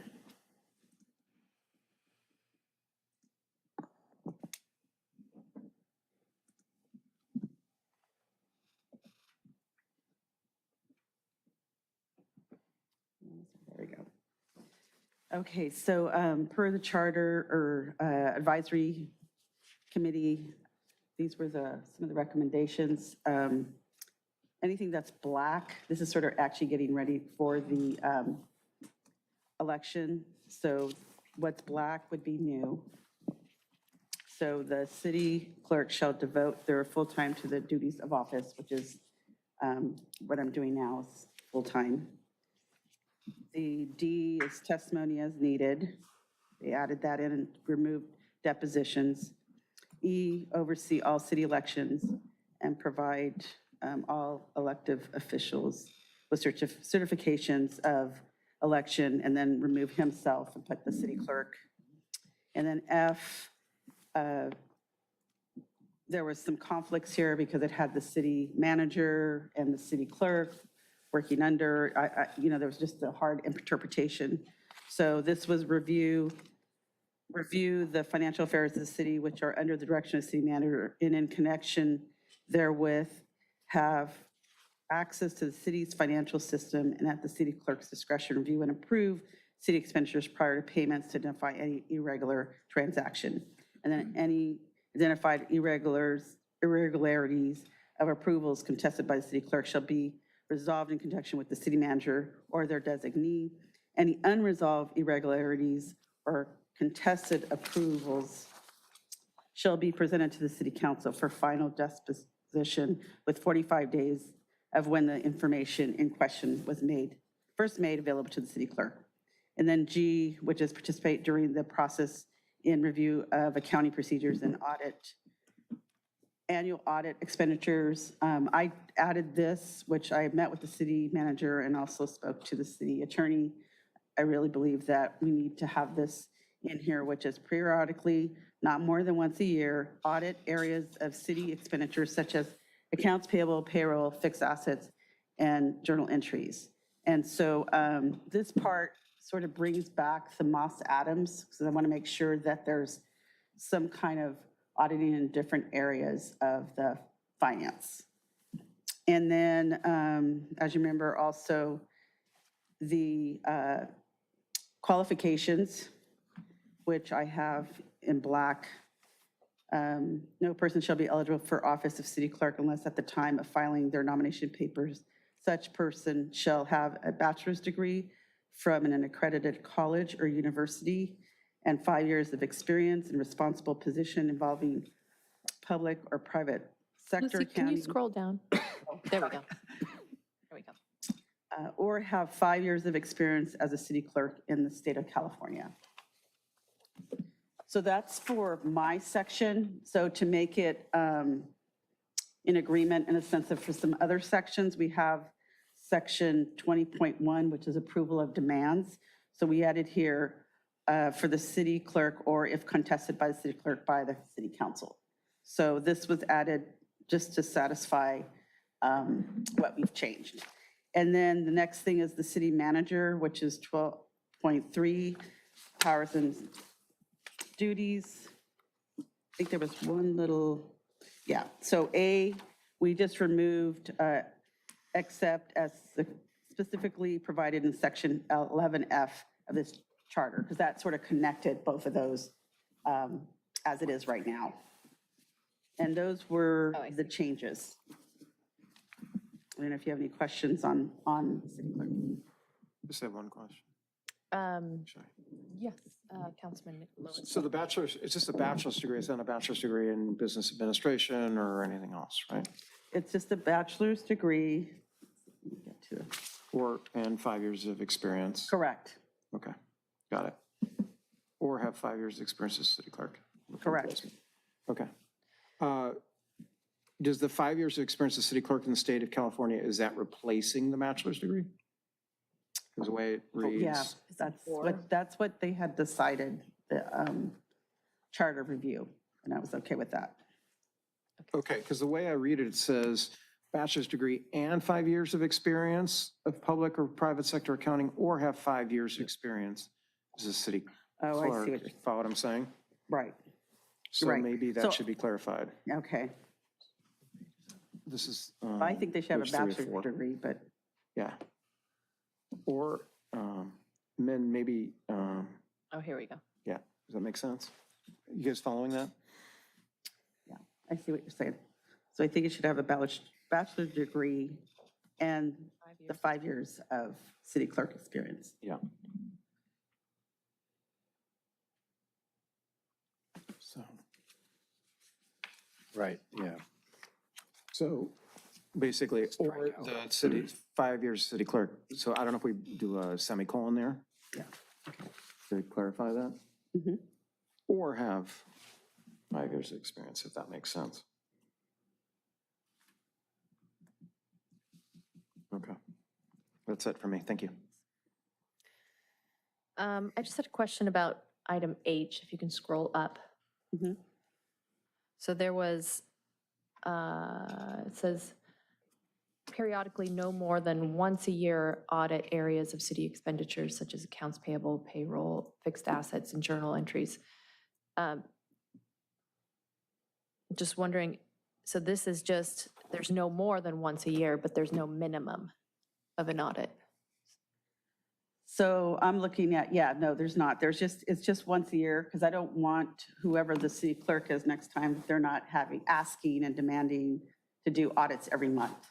Got it. Because that's a little that's over. Okay. That was why that was. Councilman Obaji? And with regard to these audits, what do you envision the city clerk's office needing to conduct it? Because is this an audit like, that's going to take a week, weeks? Is it going to take additional people? Or what do you have in mind? Or have you done these audits historically? So what I'm looking at, no, but however, I'm looking at more of like Moss Adams. So technically, we hired them and they were supposed to do some audits, just double checking on certain areas. However, it got so much into the roles and responsibilities. And so it created a list, but it never, they never audited. And that was one of the things that I was looking for, is when we went to Moss Adams with the city treasurer, because at that time, the prior city treasurer, we both looked, when he decided 100,000 was set aside because he's no longer working full-time, was going to be for sort of a Moss Adams, where they would look at not only the revenues, but also the expenditures. And they had a laundry list, but they never moved to that list yet because we were dealing with the roles and responsibilities. And that's what I'm looking at. And you'd expect to spend about 100,000 a year doing that?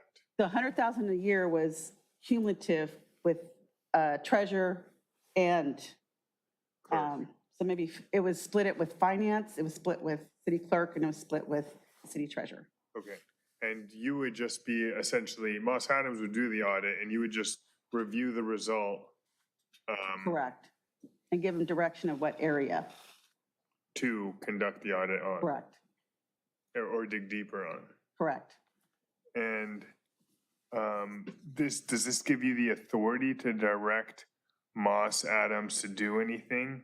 Like, I want to make sure you have the tools to do what you need to do. Right. As long as we're giving you audit power, I would like to know that you can actually fulfill it. Right. So does this anywhere, is there any ordinance or resolution that says that you can direct Moss Adams, the auditor, on what to do, or this is what we're relying on? This is what we're relying on, since this is a charter. And you're comfortable with that? Correct. Okay. About, is city attorney comfortable with that? Yeah, that's. I was just going to remind you that the budget is up to the council, but if the clerk needs certain budget to, or personnel to carry out the scope of her duties, she's entitled to, yeah. Okay.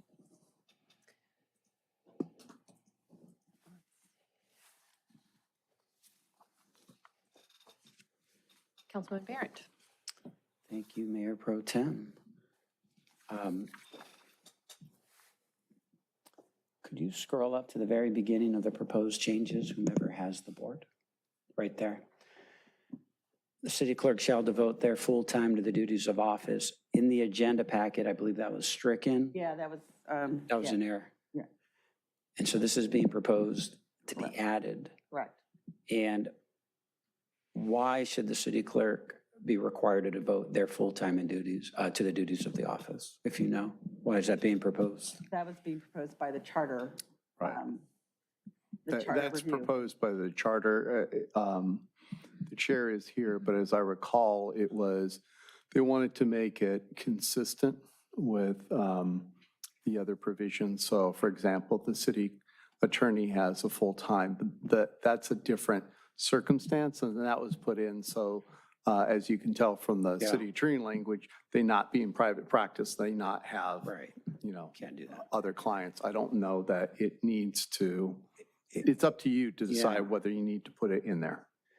And if we're limiting this to the absolute essentials, you said it's something the Charter Review Committee put in. You don't have anything beyond that, presumably? Okay. Have we had a problem, if anyone knows, with city clerks being MIA or working out of their garage? Or? Not that I know from my history, but Okay. I don't know. When I was the city prosecutor, the police chief and management came to me with a question about a former city clerk and whether they could be prosecuted for how they filled out their time card. And as city prosecutor, my point was it wasn't independently perjury in any way. In any event, the only people that could remove a clerk where they thought the clerk was MIA, right, would be the voters, or if he was or she was viewed as being out of state, there was a time frame. And so there is a way to deal with that. A way to deal with it. Yeah. Okay. So you have, if someone changes their residence, you can. But I think, wasn't city clerk, but it was Torrance had an issue that was fairly well publicized with the treasurer being MIA. That was, they weren't devoting any duties. They were out sick. Out of state. No, they were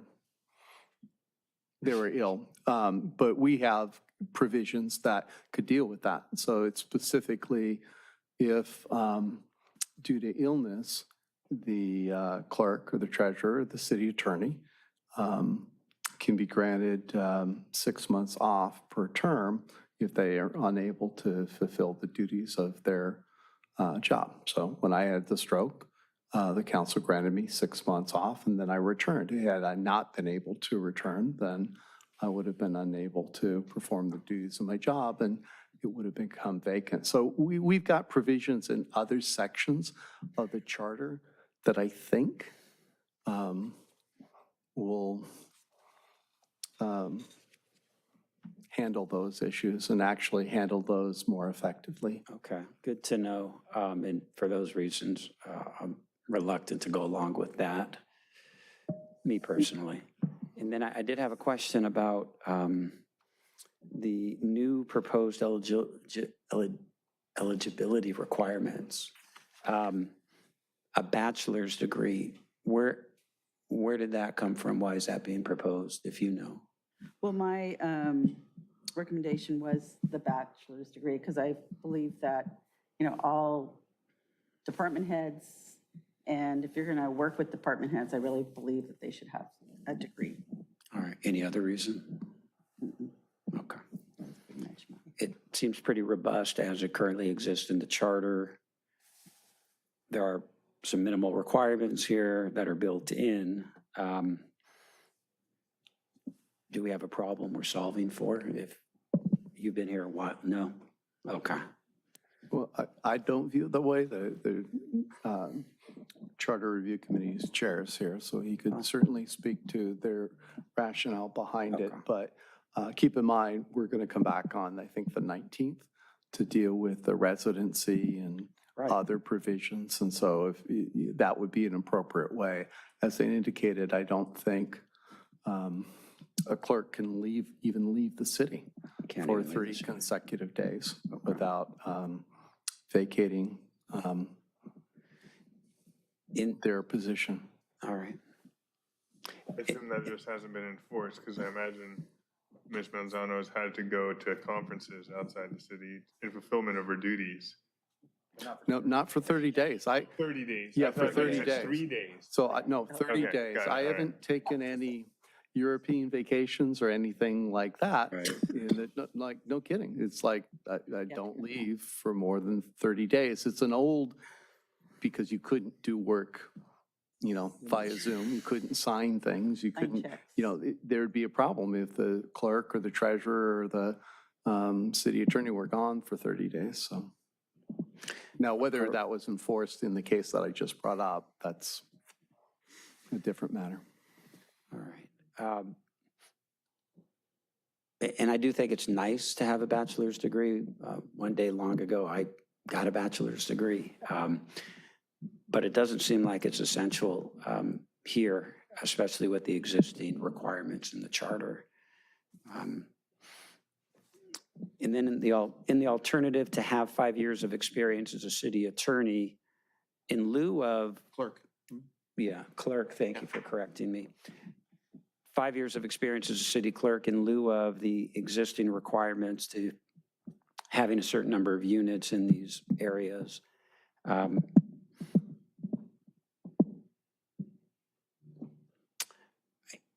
I want to give that some more thought as to whether that's an appropriate substitute, especially without knowing, there's a whole bunch of cities in the state of California, I think 480 something. What are the requirements for those cities? Is that enough or not? And I'm open-minded on it. I do have a concern about, somebody had mentioned building a moat around these elected positions and kind of disqualifying people from ever participating in the first place. And I have a lot of confidence in the residents of the city to make a decision and to scrutinize a candidate and decide whether or not they have what it takes or not to do a particular job. So that's why I have some reluctance there. I had a question about the oversight provisions, and I think you articulated eloquently. I want to ask the city attorney, I think it was referenced. Is this, from a legal and oversight perspective, look appropriate to you? Do you have any concerns? And the city manager may have some thoughts as well, but I'll start with you. I think this is a good compromise. It removes what couldn't be answered, which is an elected official working under the direction of the appointed city manager. I think there, and I'll leave it to the treasurer to bring up, I think depending on what the council decides to propose for the treasurer, it may be, we may want to add a line to make it clear that the clerk is providing oversight of expenditures and the treasurer is providing oversight of revenues. So absent, that one line in each provision, I think that's, it's certainly more, it can be interpreted much more clearly than, that line of doing it under direction of the city manager. Could that be a word in H, subsection H, audit areas of, oh, no, that is city expenditures. Yeah, I think, I don't want to steal the treasurer's thunder. I just think, depending on what you do with that, you may want to add a word or a line in here. Any concerns? I think you had made some good points about the practicalities of doing some of these things. Anything you'd like the council to consider with respect to these city clerk items? Yeah, generally speaking, I'm comfortable with all the suggested modifications. I think it addresses the primary concern, which is the conflict that we've had in our charter for quite some time. That's the goal here. Welcome the audit conversation. The one comment I did make to Eleanor, and she adjusted, is to make sure that it isn't onerous, that there isn't this incessant kind of constant auditing that's occurring that taxes our financial staff to the point where they can't perform their function. So I think the language that we've got here on the screen works. I think we'll be able to support it financially and make sure that the clerk now and into the future can carry out that duty. So I'm comfortable with what we have here. I think it works and makes sense. And I share the thinking that we sort of have these kind of oversight functions, be expenditure one side and then revenue on the other. Right. And I think, Eugene will go through, how to clarify that on his side of the equation, and ultimately why he needs some access to reports to carry out his duties. But yeah, I'm comfortable with these changes. Okay. Well, thank you, and thank the council members who referred this to the Charter Review Advisory Committee, and thanks to the committee for stimulating thoughts and good discussions and some potential decisions. Thank you, Mayor Pro Tem. Councilman Narenheim. Thank you, Mayor Pro Tem. So I'm with you, Councilmember Barrett. It's for the voters to decide what the qualifications should be, right? That is really what it comes down to, by us setting an artificial floor creates moats for people to be unable to run for a position. And the minimum floor should be, in my opinion, the legal requirements to perform the duty. So for instance, for the attorney, we have, a law license. Madam Clerk, what is the legal requirement to be a clerk? State of California. So to be a city clerk, there is no legal requirements. I mean, you can become a certified municipal clerk or a master's municipal clerk. And I know one of the committee members, Tinsler, was trying to add these certified municipal clerk. However, I don't think that's enough to for a city clerk. So it's not enough. It's only 2 years. You go to the conferences, and that's pretty much about it. So that's why I sort of, I didn't recommend that part. Right. No, Because my concern is regarding the oversight of the accounting, because it's accounting on this side. And so that's why, that was another thing, why I think a degree, or at least 5 years of experience in accounting. Right, because we do have that slight difference in our charter, which is the accounting aspect for the clerk's position. So some type of accounting understanding would be important to have. Well, that's what we have currently. So this was the Charter Review Committee's, right now, it's completing with a passing grade at least 15 units of accounting. So you see there the lined out version. So we have that now. The Charter Review Committee had extensive comments on whether that was appropriate, whether that's really what you needed for the oversight role. We had public feedback that a bachelor's degree is not necessarily relevant. Some people get an AA degree from community college in lieu. So that was sort of the compromise that came with it. We do, like with the city attorney, we do have 5 years. It's not just having the mere minimum. It's 5 years of experience, and that was based on, that's what used to be the minimum requirement for becoming a judge when there was a municipal court. And so, but it's up to you to decide. But that was their compromise. And so there was everything from certification to leaving the accounting in, it's up to you to decide. Yeah, I respect this have a bachelor's degree from an accredited college or university, but it's to the experience and ability from someone to do the job and understanding. Because someone could show up with a bachelor's degree in art, a liberal, like art. Underwater basket weaving is a funny one that always talks about. But then they have to have the 5 years of public and private sector accounting. And right, so that puts another bar on top of that. And again, this comes back down to the voters to decide what the qualifications should be. Because we don't know necessarily what is the responsibility in the charter and what is do the voters feel that is important to them. So setting an artificial floor is a tough one.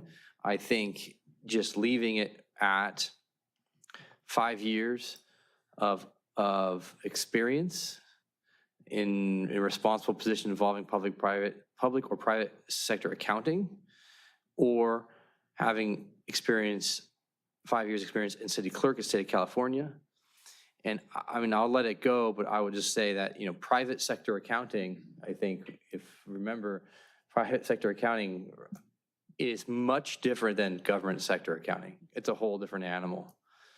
So I'll leave the private sector accounting in, but I would almost rather strike private sector accounting, because there really is no nexus between, well, there is a small nexus, but how we account for things through GASB and whatever else, all these new requirements, is completely different in the public sector world.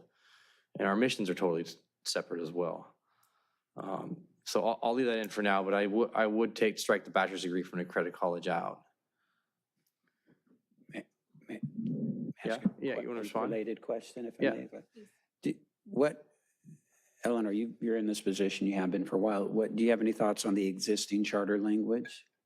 Existing, no, I don't have an issue with that either. You don't have an issue with it? No, Okay, but I think, yeah, all right. I don't have it, as long as there's some kind of requirements. Minimum qualification, yeah. Which is what we have now. Right. All right. Thank you, Mayor Pro Tem. I think it would be better, but So what I are mean, you I see your favoring? What are you point. favoring? Sorry, for clarification. I like the existing language, especially after hearing from the city clerk on it. Keeping that how it is. If there's a proposed add-on, I have an open mind to it. But the bachelor's degree, I'm not really feeling. Yeah, I agree with you on that. Okay. Councilman Obaji. What are the requirements for your staff as far as the educational requirements? Do you require a bachelor's degree for your staff? Well, that's what I've been doing, yes. Okay, and what kind of experience do you need? Like when you posted the job that Lucy applied to and got, what kind of experience did you put on there? Regarding city clerk, so the majority of them don't do accounting. Well, actually, they don't. I don't look for accounting. I do pick some people that actually have a little bit of accounting background just to help out with some of the warrants that I go through. But majority of them all have degrees in the public sector or different things like that. Did you have a bachelor's degree? Mm-hmm. My concern is, what would happen if somebody, uneducated, unfully educated, got into this position and just wasn't up to snuff because they were likable, they campaigned real well, and now they're working above, I'm not trying to look at Lucy, they're working above professional clerk staff. Can you put my screen on? I have, I loaded the job specs for the chief deputy city clerk. Okay, let me see. How do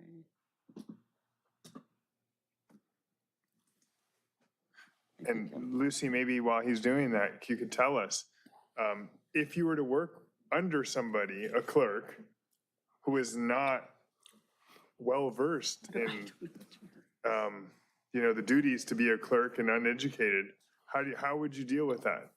Because this isn't a part-time job like the treasurer. This is the head honcho, full-time, every day in the office, right? So I think it would depend on the authority that the chief would have in that position. I have worked for many years for a variety of different clerks, some with more experience, less experience, different types of experiences. So I think there is an opportunity to assist a clerk, a newer clerk. And then there are, like Eleanor mentioned, there are different workshops and conferences and things that a clerk can attend to achieve, either a CMC or an MMC. And over the years and with the assistance of their chief and their staff, they learn how to become, really good city clerks. I've seen that happen. I know of situations where that happened, whether they're appointed or elected clerks. Okay, good to know.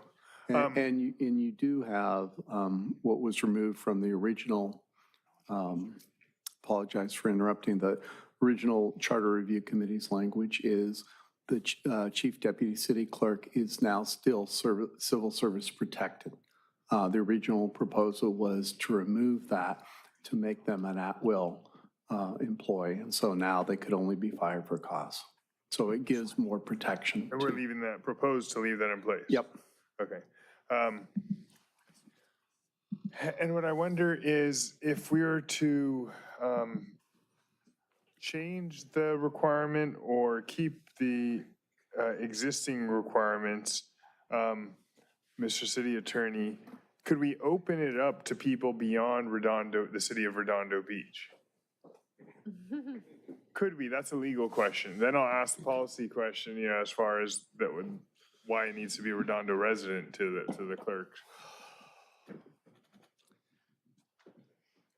I suppose you probably could, although I've never been asked that for the obvious policy reasons. The reason I say that you probably could is, as we've always talked about, this is like the charter for the city. And as you know, or I presume you know, a congressional representative does not have to live in the district from which they're elected. They merely have to live in the state. That's unlike state assemblyman, state senator. The congressperson could live in Sacramento and represent us in this district because that is the requirement in the Constitution. So theoretically, you could. Okay. I discussed the policy thing before I researched that, but we could. Boy, you can. But what's the policy rationale for not allowing anybody from LA County to serve as the clerk of Redondo Beach? Do you think anyone will get elected if they don't live in Redondo? Perfect, but at least it's opened up. I mean, We could. it's no different than not having a bachelor requirement. You can run without a bachelor requirement. Actually, may I interrupt for that? To answer the question? The answer is yes. You think so? Absolutely. Only one person turns in paperwork. As opposed to not having anyone turn Yeah. in paperwork? They win. I mean, Okay, you look at that, but you put all these qualifications in here, you dramatically. Yeah, so that's my point. Go ahead. So With we'll look at it. with If these you're serious. changes, my concern is that nobody in Redondo will be able to run for this position, and you're not just qualified. Okay, so now you have to go to LA County. Okay. Versus if we trim it back down to the original thing, I guess I hope, so we've had a city clerk always, right? Well, So- we've had multiple people run for Yeah. it in the past. Okay. This is to answer your question this is on city's website, the HR website, this is the job specifications of the chief deputy city clerk. And you can see that the requirements are a bachelor's degree in an occupational related field and 4 years of full-time paid experience working for a clerk. Now, additional related experience can be substituted for the education on a year-by-year basis. And so you could have 8 years working for a city clerk, and therefore you wouldn't need the bachelor's degree. That is how that is handled. Now, they have desirable qualifications that don't apply because you can't really put desirable qualifications. It's who the voters choose. But just to answer your question, you can see how that is dealt with in the job specs as proposed by the clerk and then reviewed by HR and approved by the council. All right, thank you. And thank you, Lucy, for that response. It was super helpful and comforting. So I guess I would agree with Councilmember Barron and Narenheim to go back to the original language relative to the qualifications and keep it Redondo.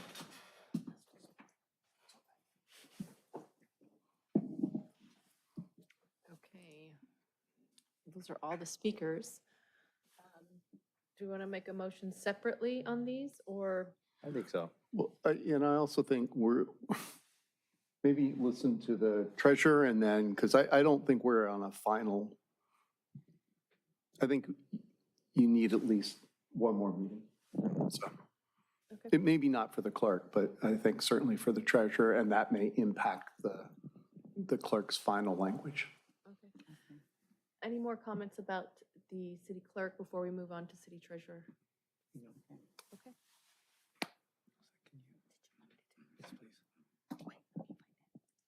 So I added yours in there too, if you'd like to bring it up.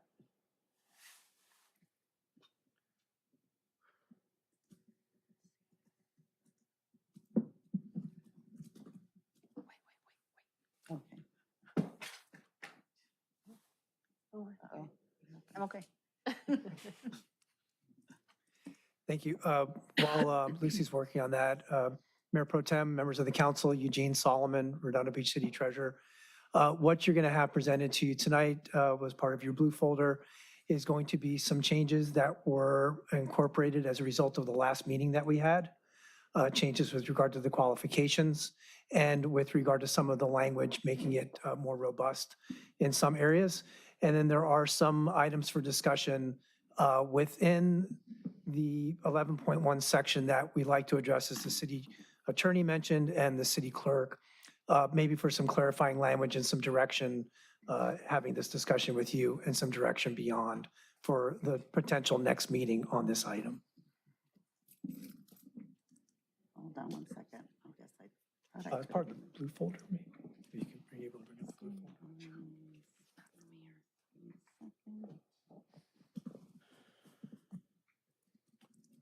Okay, I don't have access to whoever would like to speak, so if you'd like to speak, raise your hand. That was it for you. Well, I'll go. I was waiting for the item to come up. We're just, it was part of the blue folder. We're just trying to bring it up for you. Yeah, received today.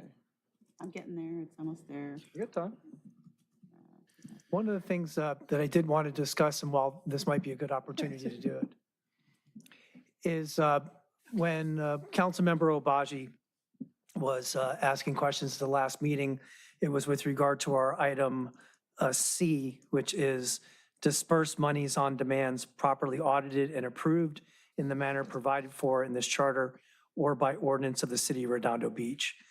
This disbursement, as you see now up on the screen, thank you for that. To clarify from our last meeting, operationally, what happens is we have revenues that come in, we have investments that mature, we have investment returns that come in, and those monies are deposited into our bank accounts, whether it be the US bank account or Bank of America accounts. In coordination with the city finance department, there might be a situation where there is a need for those monies to satisfy payroll or warrants, and they make request of us a transfer of funds from, say, the money market account into our subsidiary account from which we make our payments. I'm not going to use the word disbursements, I'm going to use payments. That authority and that operation takes place as cooperation between the two departments, and it is for a dual approval. It's a dual control item. So rather than the change that we discussed last time, we've gone ahead based on the discussions of your last meeting and internal discussions and suggesting a reversion back to the original charter language here and remaining disperse monies on demands properly audited as you see there. When it comes to item D, where you see disbursements used, those are disbursements that would be monies or payments for warrants, payroll, and other expenses for the city. So while disperse is used in one context in item C, it's used in a different context there in item D. And this is where we may seek some clarification in our discussions between myself, the clerk, city attorney, and city manager's office earlier this week and today and yesterday. If you just leave it there for a moment, please, Lucy, thank you. In response to some concerns that Councilmember Barrett had at our last meeting, for item B, we've added the word audit there as a stronger word. We had some discussions about the city attorney and ourselves, stronger words and softer words, so we've strengthened that. In item F, I think that we would want to be consistent here, audit, and it could be no more than annually, to be consistent with the language that the clerk is suggesting there, but we wanted to have the word audit there, the collection of taxes and fees.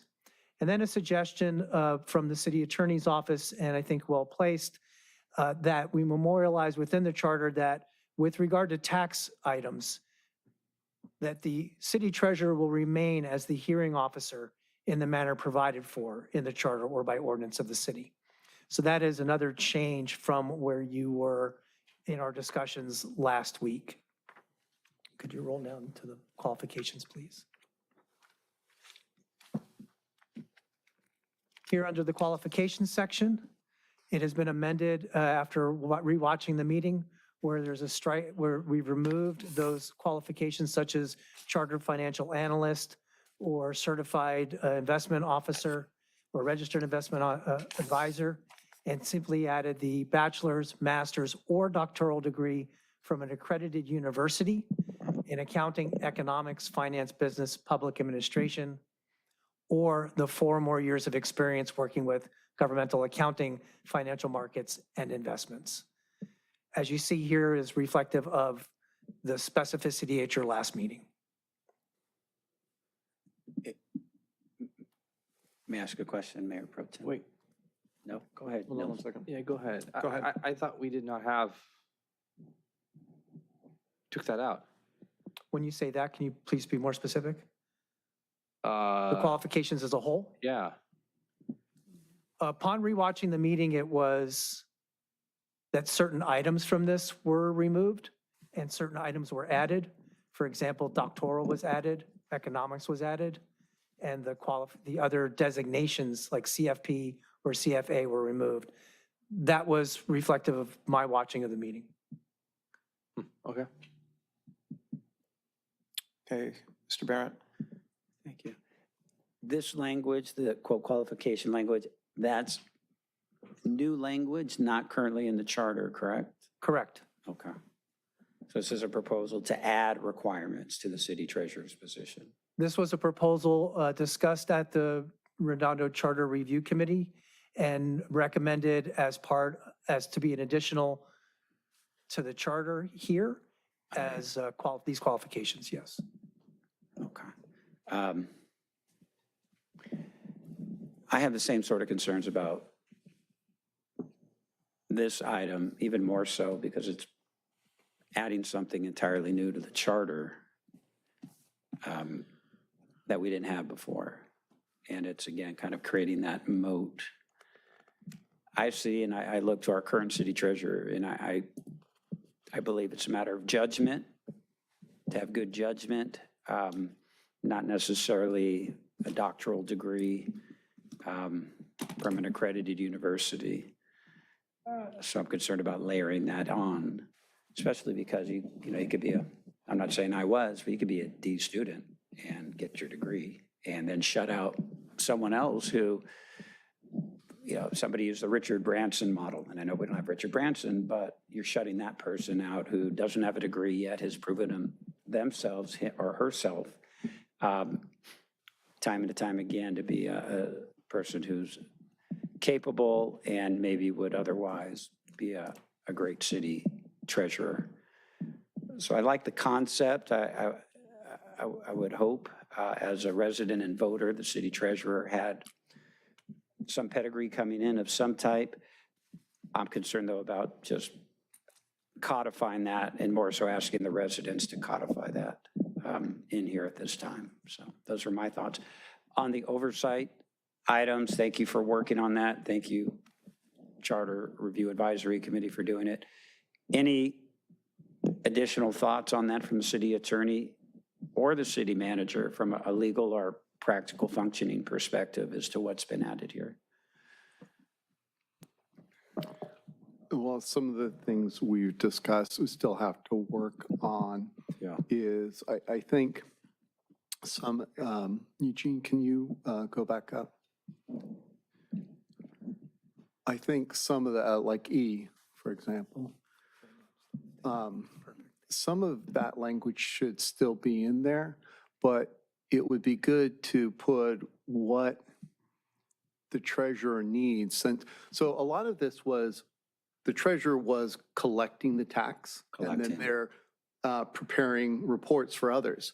This changes that and has to comply with many years recent practice, where the treasurer isn't collecting, the treasurer is auditing, and the treasurer we should put in there what access the treasurer gets to ensure that they can do an efficient and effective job in auditing. And then they would still prepare a report to the city manager saying, hey, like in E, this department there's an anomaly in what they're collecting in revenue. And so I think there is some language that we can tighten up. As the treasurer mentioned, we can clarify disbursements that they have to do with internal, dealing with payments of revenue, not expenditures, which is under, so that there's not any confusion in the future. The hearing officer that I talked about, if you look at, if you just search for tax administrator in the Muni Code, there are times where it's treasurer, there are times when it's treasurer or any designee of the city manager or the treasurer, which is a little concerning. So it may make sense, because the treasurer has always conducted the hearings on tax assessments. It may make sense to clarify that in the charter duty, hey, they are the tax administrator for purposes of, you know, conducting those hearings. And I think that's all we talked about, correct? Yes, sir. Yeah, along the same lines, I think, you know, specifically D and E, I like the phrasing, have access to, in order to ensure that the treasurer can perform the duties. And D is really intended to provide the treasurer with the knowledge needed to prepare for and provide for cash flow for the city, because one of the big functions, right, is pulling from investments, providing resources so we can make payments. So, you know, we may want to clarify what the intent of D is, so there's no confusion. And then on E, it's really to have access to the reports needed to be able to audit the taxes that are collected. So, I mean, I think we're close. I think both D and E need a little bit, perhaps a little bit more clarification. So, you know, future versions of ourselves are clear on what the role is. But I mean, I think we're generally trying to identify, I think, what the functions are, so. Good, thank you for doing all that. Just to expand on it just a little bit, we might have a situation where there's a maturing security and it comes into cash, and we're thinking about reinvesting, or we're going to need that money for payroll or some other warrants. It's important for the city treasurer's office to have access to these other reports, and access being the key to review what the cash flow needs are, as the city manager pointed out, as to whether or not we should reinvest some or all of those funds at that time, and then determine a duration that would be best suited for reinvesting those funds. So important to have access to all of those reports and examining cash flow for the investments that are required for us to make in other parts of the charter. Good point. I would reiterate that the audit provision, I would suggest we mirror the language on a frequency basis in F to what we do with the clerk, because again, we don't want to create an onerous environment for either the treasurer or clerk or finance staff that will need to support the audit. Definitely. Thank you. Yeah, on this one, I'm going to push back. We're talking about a $100 million plus portfolio. Good luck getting something in the private sector without a bachelor's degree. You're just not going to get it. I'm sorry, you might have 15 years of experience, but it's really rare that you're going to find that. And I think for this one, I think a bachelor's degree, when you're saying we don't have to have any requirements, whether it's work experience or bachelor's degree for turning over $100 million portfolio to somebody, I just don't think that's doable. I can maybe understand the clerk because there's not something comparable in the private sector, but you're not going to find something in the private sector where somebody's going to trust you with that kind of money. I mean, the vote is very important as well, too, with what you do. Right. Personally, I think you should have a bachelor's degree for a clerk as well. Yeah. You know, and if, you know, and the work experience, even if it's like a history degree and a work experience, I think that's fine. But I don't think anybody's erecting a moat here. I think there was a moat when we had, you have to take a certain number of accounting classes and things like that. But I personally think for treasurer, you should have some education around it. And when you say, well, the voters will make that decision, you know, a lot of people don't even understand what the treasurer does when they vote, when you talk to them. So, Which begs the question. Which begs the question, what? I mean, if you ask the average person, they're going to know what the kind of portfolio they're managing or those type of things. It's a little bit different when we're talking about ourselves. We don't have those requirements, and I understand why we don't have that. But I think when you're talking about something that's technically specific, whether it's conducting elections or managing a portfolio, I personally think you should have a bachelor's degree at the least. So anyway, that's it. Thank you. Councilman Nierenheim. Thank you, Mayor Pro Tem. So address a couple of things real quick. Mr. Treasurer, do you know if your opponent last time would qualify under these qualifications? In a charter review meeting, he stated that he would not. The question would be, to me, would be whether or not his experience previously on city council would qualify under the second component of it. I would. Scroll down. You scroll down, please, Lucy. I would say not. I mean, we're not working with government accounting. I mean, we're questioning, we're auditing, we're making decisions, we're decision makers. We're not even auditing. Yeah, I mean, we're on the audit committee. I've been on the audit committee. But I mean, to that point, Councilmember Lowenstein, I fully appreciate what you just said. And I fully agree with you. But here's the thing, $100 million portfolio, yes. First thing is, aren't there state guidelines regarding how you can invest? Can you just invest in anything you want, however you want? We cannot. There's two different guardrails there. One is the city's investment policies, which are reviewed annually and approved by the city council. And there is also a government code that outlines those acceptable investments. So the second thing to that is you're actually also, you're part-time, you actually have a person that works for you that's actually doing a lot of this, and you're hiring a firm that does this investment portfolio work as well, correct? That's the current model, yes. Okay. So when it comes to the policies that the council agrees to, Councilmember Lowenstein a couple of years ago, Rob, I don't want to invest in tobacco companies, right? If you were to get an activist council that were to wake up one day and say, I want to invest in paper stocks because paper's coming back. And I question their judgment, but yeah. I would come with a question, that's exactly the point. Right. Council members don't even have to have high school educations. They can all be 30 days living in the city and registered to vote. That's the qualification. So they could override the city treasurer's recommendations to remove the majority vote, 3-2, and then the mayor not vetoing that, and then completely change the policy as long as it's within the guidelines of the state of California guardrails, correct? And our written investment policy. Are you asking if they could change the investment policy? Yeah, they can change the written investment policy. Yes, then the next step would be to be certain it's in compliance with the government code. Right. So to Councilmember Barron's point, I agree with you as well. There's guardrails in place. Yes, I don't like the fact that, I was laughing earlier because it's an elected position. It comes down to, it's for the voters to decide what the qualifications shall be. And what I said last time is what I'll say now again, is this position has morphed through the years,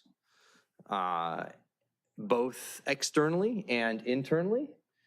And I think if someone were to run, say, for instance, on an auditing platform, an auditing campaign, because there was some issue at hand, they could do rather well and they could win. And that is the issue that gets them elected for them to elect and get change. I mean, Mr. Treasurer, you were out there saying, how you were on the Budget and Finance Commission, and you spearheaded the effort to save on the bond money, the $226 million bond, and saving us over $100 million. That was a major. Doing that, by the way. Thank you. Yeah, we're still back getting the profits of that.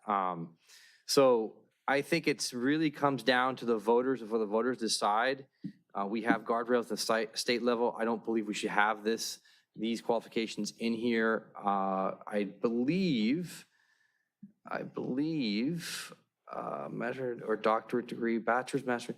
I was just gonna say Warren Buffett, but I think he does have in county economics business. He does have a bachelor's Business. No, not an MBA. It's a master's in financial management or something. It's a master's degree. Yeah, but it's in, yeah, I guess with finance. Part of it, yeah. Yeah, I would say finance. But that was been opened up since last time. So I don't agree with having these qualifications on here. It's really up for the voters to decide, and as the position gets morphed internally and externally, that's why we have the voters. They will decide who's fit for the job. Mayor Pro Tem, may I ask a question related to that? Thank you. Judgment of the city treasurer comes into play. City treasurer hires, selects the chief deputy city treasurer. Is that how it is? Yes. You've done that? The Retained at least. the person in their current role was there when I was elected. And you've retained that person? Yes. All right, and they're credentialed and experienced, and that's somebody who, in your judgment, well, it speaks for itself, at least you've retained them, so. Yes, they have extensive financial experience and credentials. You rely upon that person? As part of our discussions with our external advisor and that person, as a team, we make those decisions. Ultimately, it's up to me as the department head, as a city treasurer, to make the final call, but it's a consultative process. With the team? Yes. All right, thank you, and thank you, Mayor Pro Tem. Councilman Narenheim, did you have Oh, another- it should be down again. Sorry, I didn't put it down. These.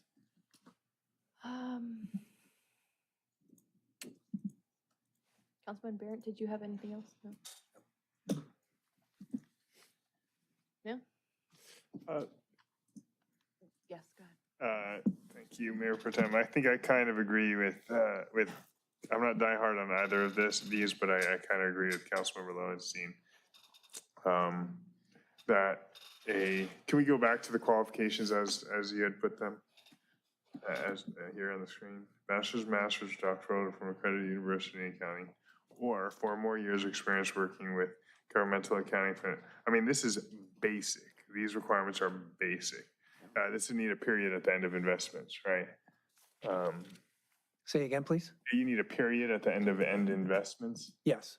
Okay, you'll put that eventually? Yes. Okay. I support this. These are bare bone requirements. That's a lot of money, and yeah. And I guess another question for you, Mr. Treasurer, is when you said, if you can go back up to disperse monies on demands.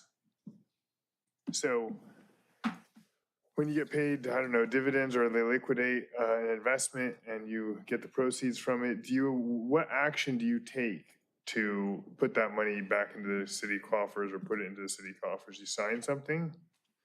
When, let's say we have a bond that matures, a corporate bond matures, it gets deposited into our US bank account. And then that money may be distributed it's most likely to be distributed into a money market account, something liquid, while it's determined as to whether or not it can be reinvested or it's needed for payments of some type for the city. And what role do you have in that? It's up to us and the Treasurer's Department to make the determination as to where that money will go in coordination with the City Finance Department. So if you're asking what role I have, it's the decision-making process in coordination with City Finance Department to say, we need $3 million for AP. We can reinvest $2 million up to 2 years, and then make a decision as to where to invest that. Okay, so you don't actually, though, disperse monies on demand, right? We are, in the sense that functionally, that money, in order to go from, say, the US bank account into the money market account, requires our approval in order to do so. So you signed a document providing approval? Yes. Okay. We work with our banking partners to approve that transaction and to move that money into a different account. Okay. So that's all- that's all I just wanted to confirm. internal adjustment of those monies. Okay. Cool. That's it. Okay. Do we have public comment on this one? Any public comment on this one? Yes, I have Bob Pinsler. Bob Pinsler. Good evening.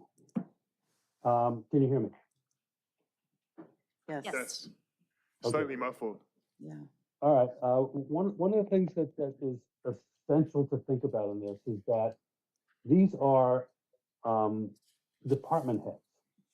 And that is the reason why we came up with the requirements that exist in this. Regarding the city clerk, I'd like to state that or having 5 years of experience as a city clerk as a allowance. No other city clerk in the entire state has accounting responsibility. So therefore, if you were a city clerk elsewhere in the state, you will not have accounting responsibility. So therefore, and this is an added after the Charter Review Committee spoke, the H periodically, not more than once a year, audit areas. Having the ability to understand what the audit is might be important. If the only thing that you're doing is ordering an audit, that's one thing.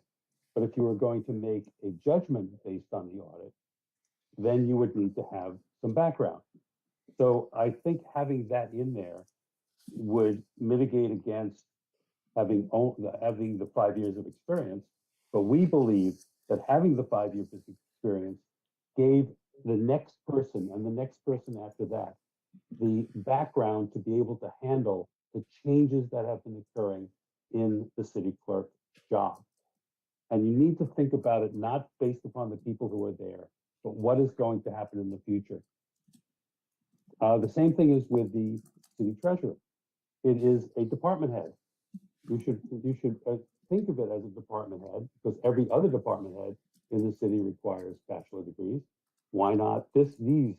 What is it about these that is so special, particularly when they often isolate themselves by saying we are different than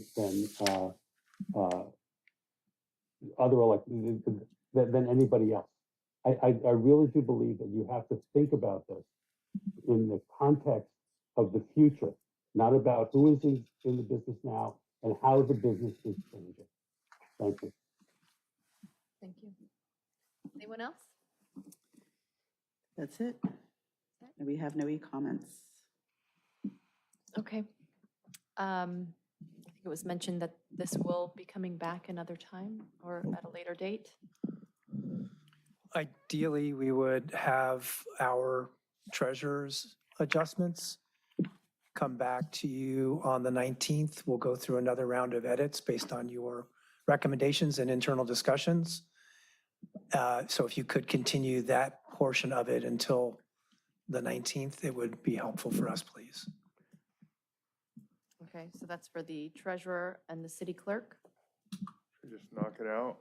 Yeah, and in the report, I told Eleanor I'd bring back publication on the 12th, but that was before I realized Mayor Light was gone. So we'll bring back the publication and the residency on the 19th as well. And then that gives you time to think through it and then take final action at the first meeting in December. All right. What, if I may? Please. And then the other thing was regarding the action of Long Beach prosecution model, because I didn't hear, there's a budget response report that was attached for the budget, and I attached it tonight also to see where that direction is. So there was no direction from budget, so I'm trying to just make sure I have Just either or. follow up on it. Yes. The original direction was from the council, with any election you could put on the March election. The only thing that you talked about was the Long Beach model. Councilmember Obaji had asked for the budget response report that the city manager and I prepared, and I don't believe there was any subsequent discussion. So just want to make certain if there's direction that we can comply with it. If there's not, then we'll bring back the other four on the 19th. All right. Thank you. On the city clerk prerequisites that we discussed, one option I'll put out there for thought is we can keep the charter as is with the current requirements for city clerk, and then add in, or have 5 years of experience as a city clerk in the state of California, or have a bachelor's degree and 5 years of experience in a responsible position involving public or private sector accounting, which would broaden the scope of folks who may be eligible and still meet, some minimal benchmarks as is currently reflected in the city charter. So something to think about. We're not making a decision tonight, but I would second that as a motion. Okay. So you're basically saying the old requirement plus the proposed new. Plus the proposed, so either you have the old requirement or the proposed new bachelor's degree, accredited college, and 5 years of experience, or 5 years as a city clerk in the state of California. They're all ors, right? Yeah. They're all Yeah. ours. Yeah, ours. so it's inclusive. All right, Or- and all the other changes of the clerk. With the exception of the clerk shall devote their full time to the duties of office, and I can elaborate. You can imagine a situation where somebody maybe spends 10 hours a week working with a charitable group. Maybe it's paid, maybe it's not. They're thinking about running and they say, you know what, that I'm not going to give up. I'm not running. So it hasn't been a current requirement. I haven't heard or seen or thought of a justification to add that, devoting full time. So I would be inclined not to include that. I would agree with that as well because we have protections in place in the charter. Protections in place. So should we do a motion on that, or I'll make- you got to revise? Do you need it? I'll second that as a motion. Can we second it, or do you have additional language tweaks you need to make to this?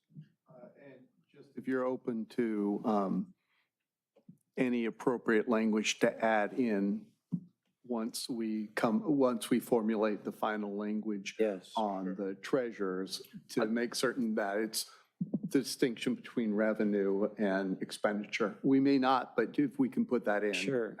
I'd like to keep the treasurer's motion as a separate motion. Well, it is, but it would say the clerk is, if the treasurer, They're trying we to come up line with language where conform we language. want to have corresponding language in the clerk, I see what you're we're saying. free to do that for the clerk. We straw poll this, though, so that we No. have direction. No, we've got direction, just. Okay. General feel of Okay, everyone's. all right. So this would just be the city clerk, as long as that discussion includes the city manager who's. Yeah, it will. Absolutely. Okay. That's what I like to hear. Just tracking election results here, sorry. I know. All right. 8:45. What Okay. election? 8:45. All right. 8:45, they said 8:15, the clerk? Oh, no, you read, So it that's says the results at motion. 8:45.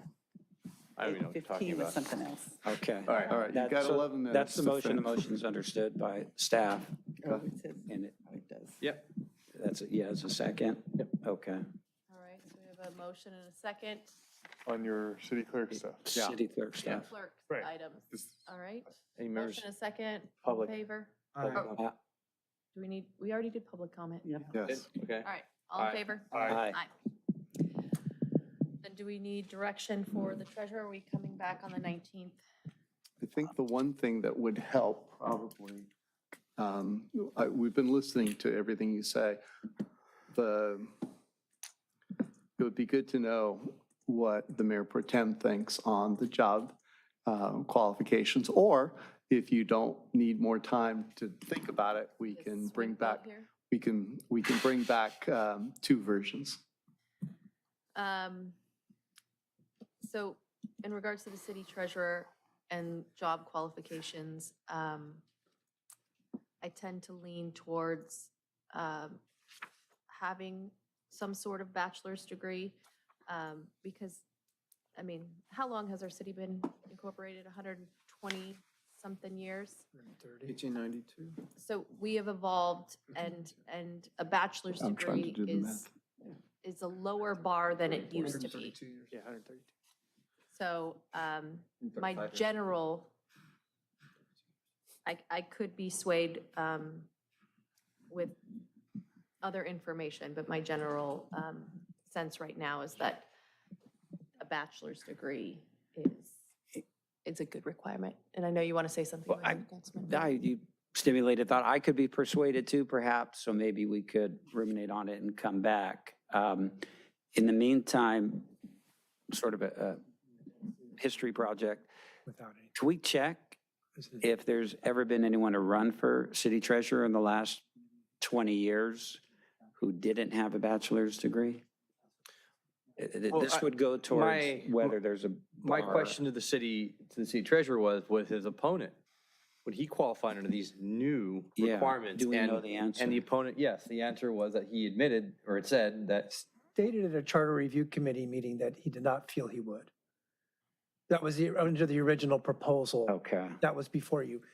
I have not, he's not had a chance to weigh in on this amended proposal. So I would not speak for him and could not speak to that. Another thing that I could lean towards is an associate's degree in a related field is a lower bar and still applicable in that realm. It's,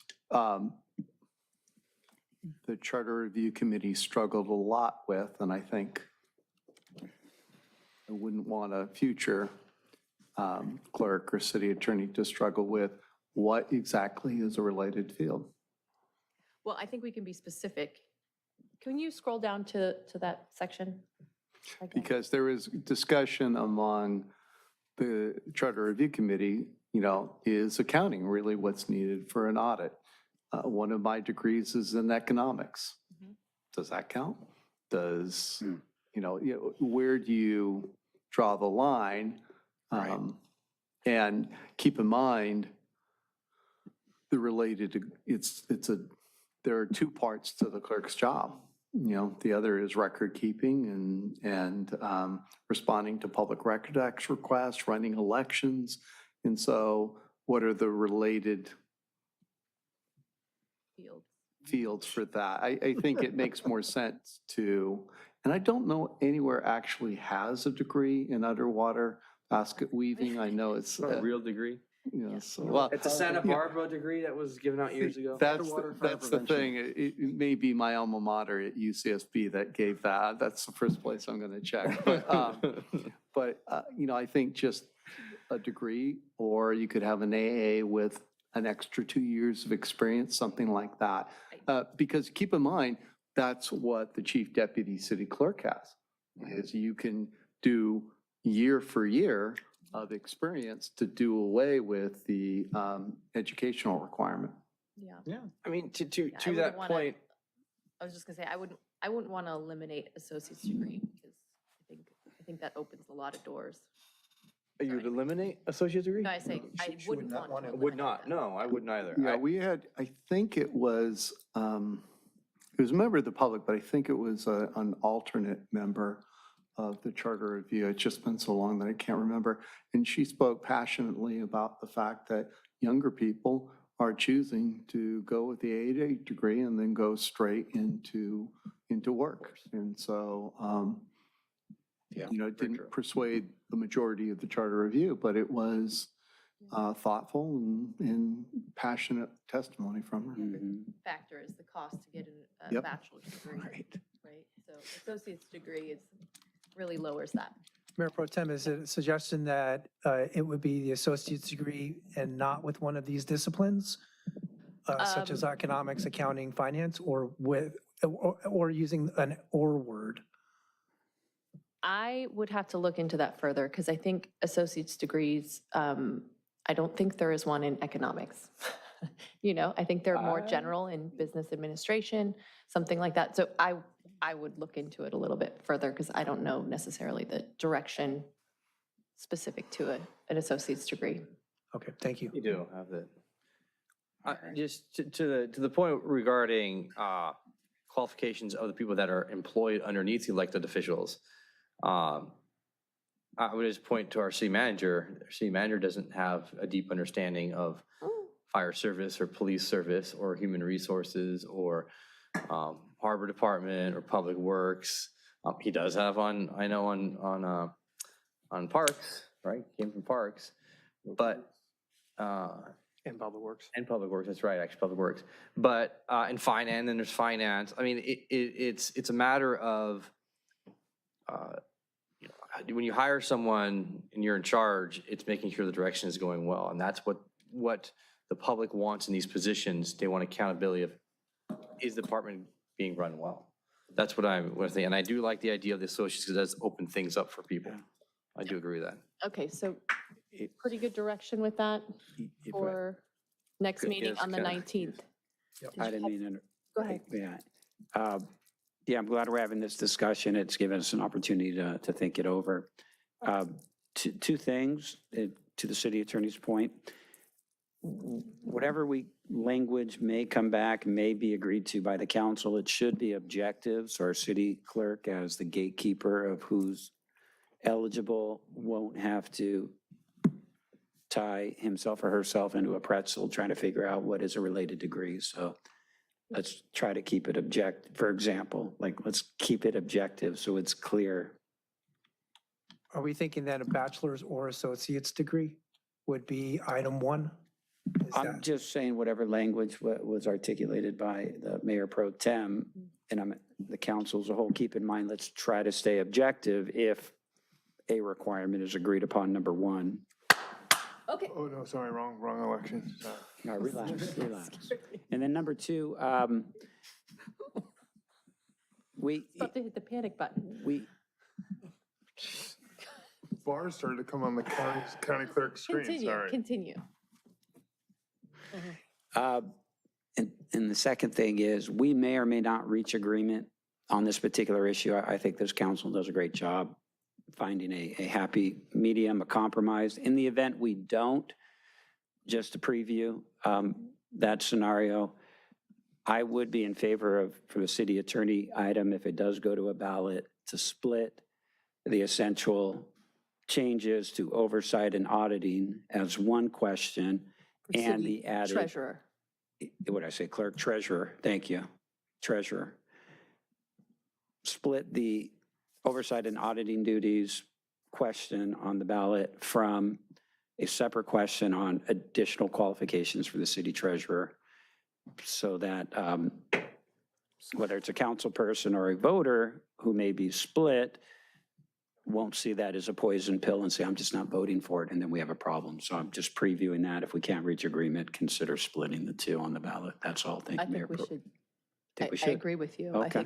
I think that clarifies the subject for voters, and I Clarifies like the that. subject. Okay, thank you. That's all I have. Would be our preference to have those as 2 separate items. And it would be the preference of the city treasurer. Okay, good. Thank you. Brief interruption, 72.5% yes on FP. What? 72%. Okay, All are okay. yes. All of them are yes. Okay. So we have direction for the city treasurer. Let's hold it together here. So we're clear on that. We can move on to referrals to staff. Councilman Narenheim.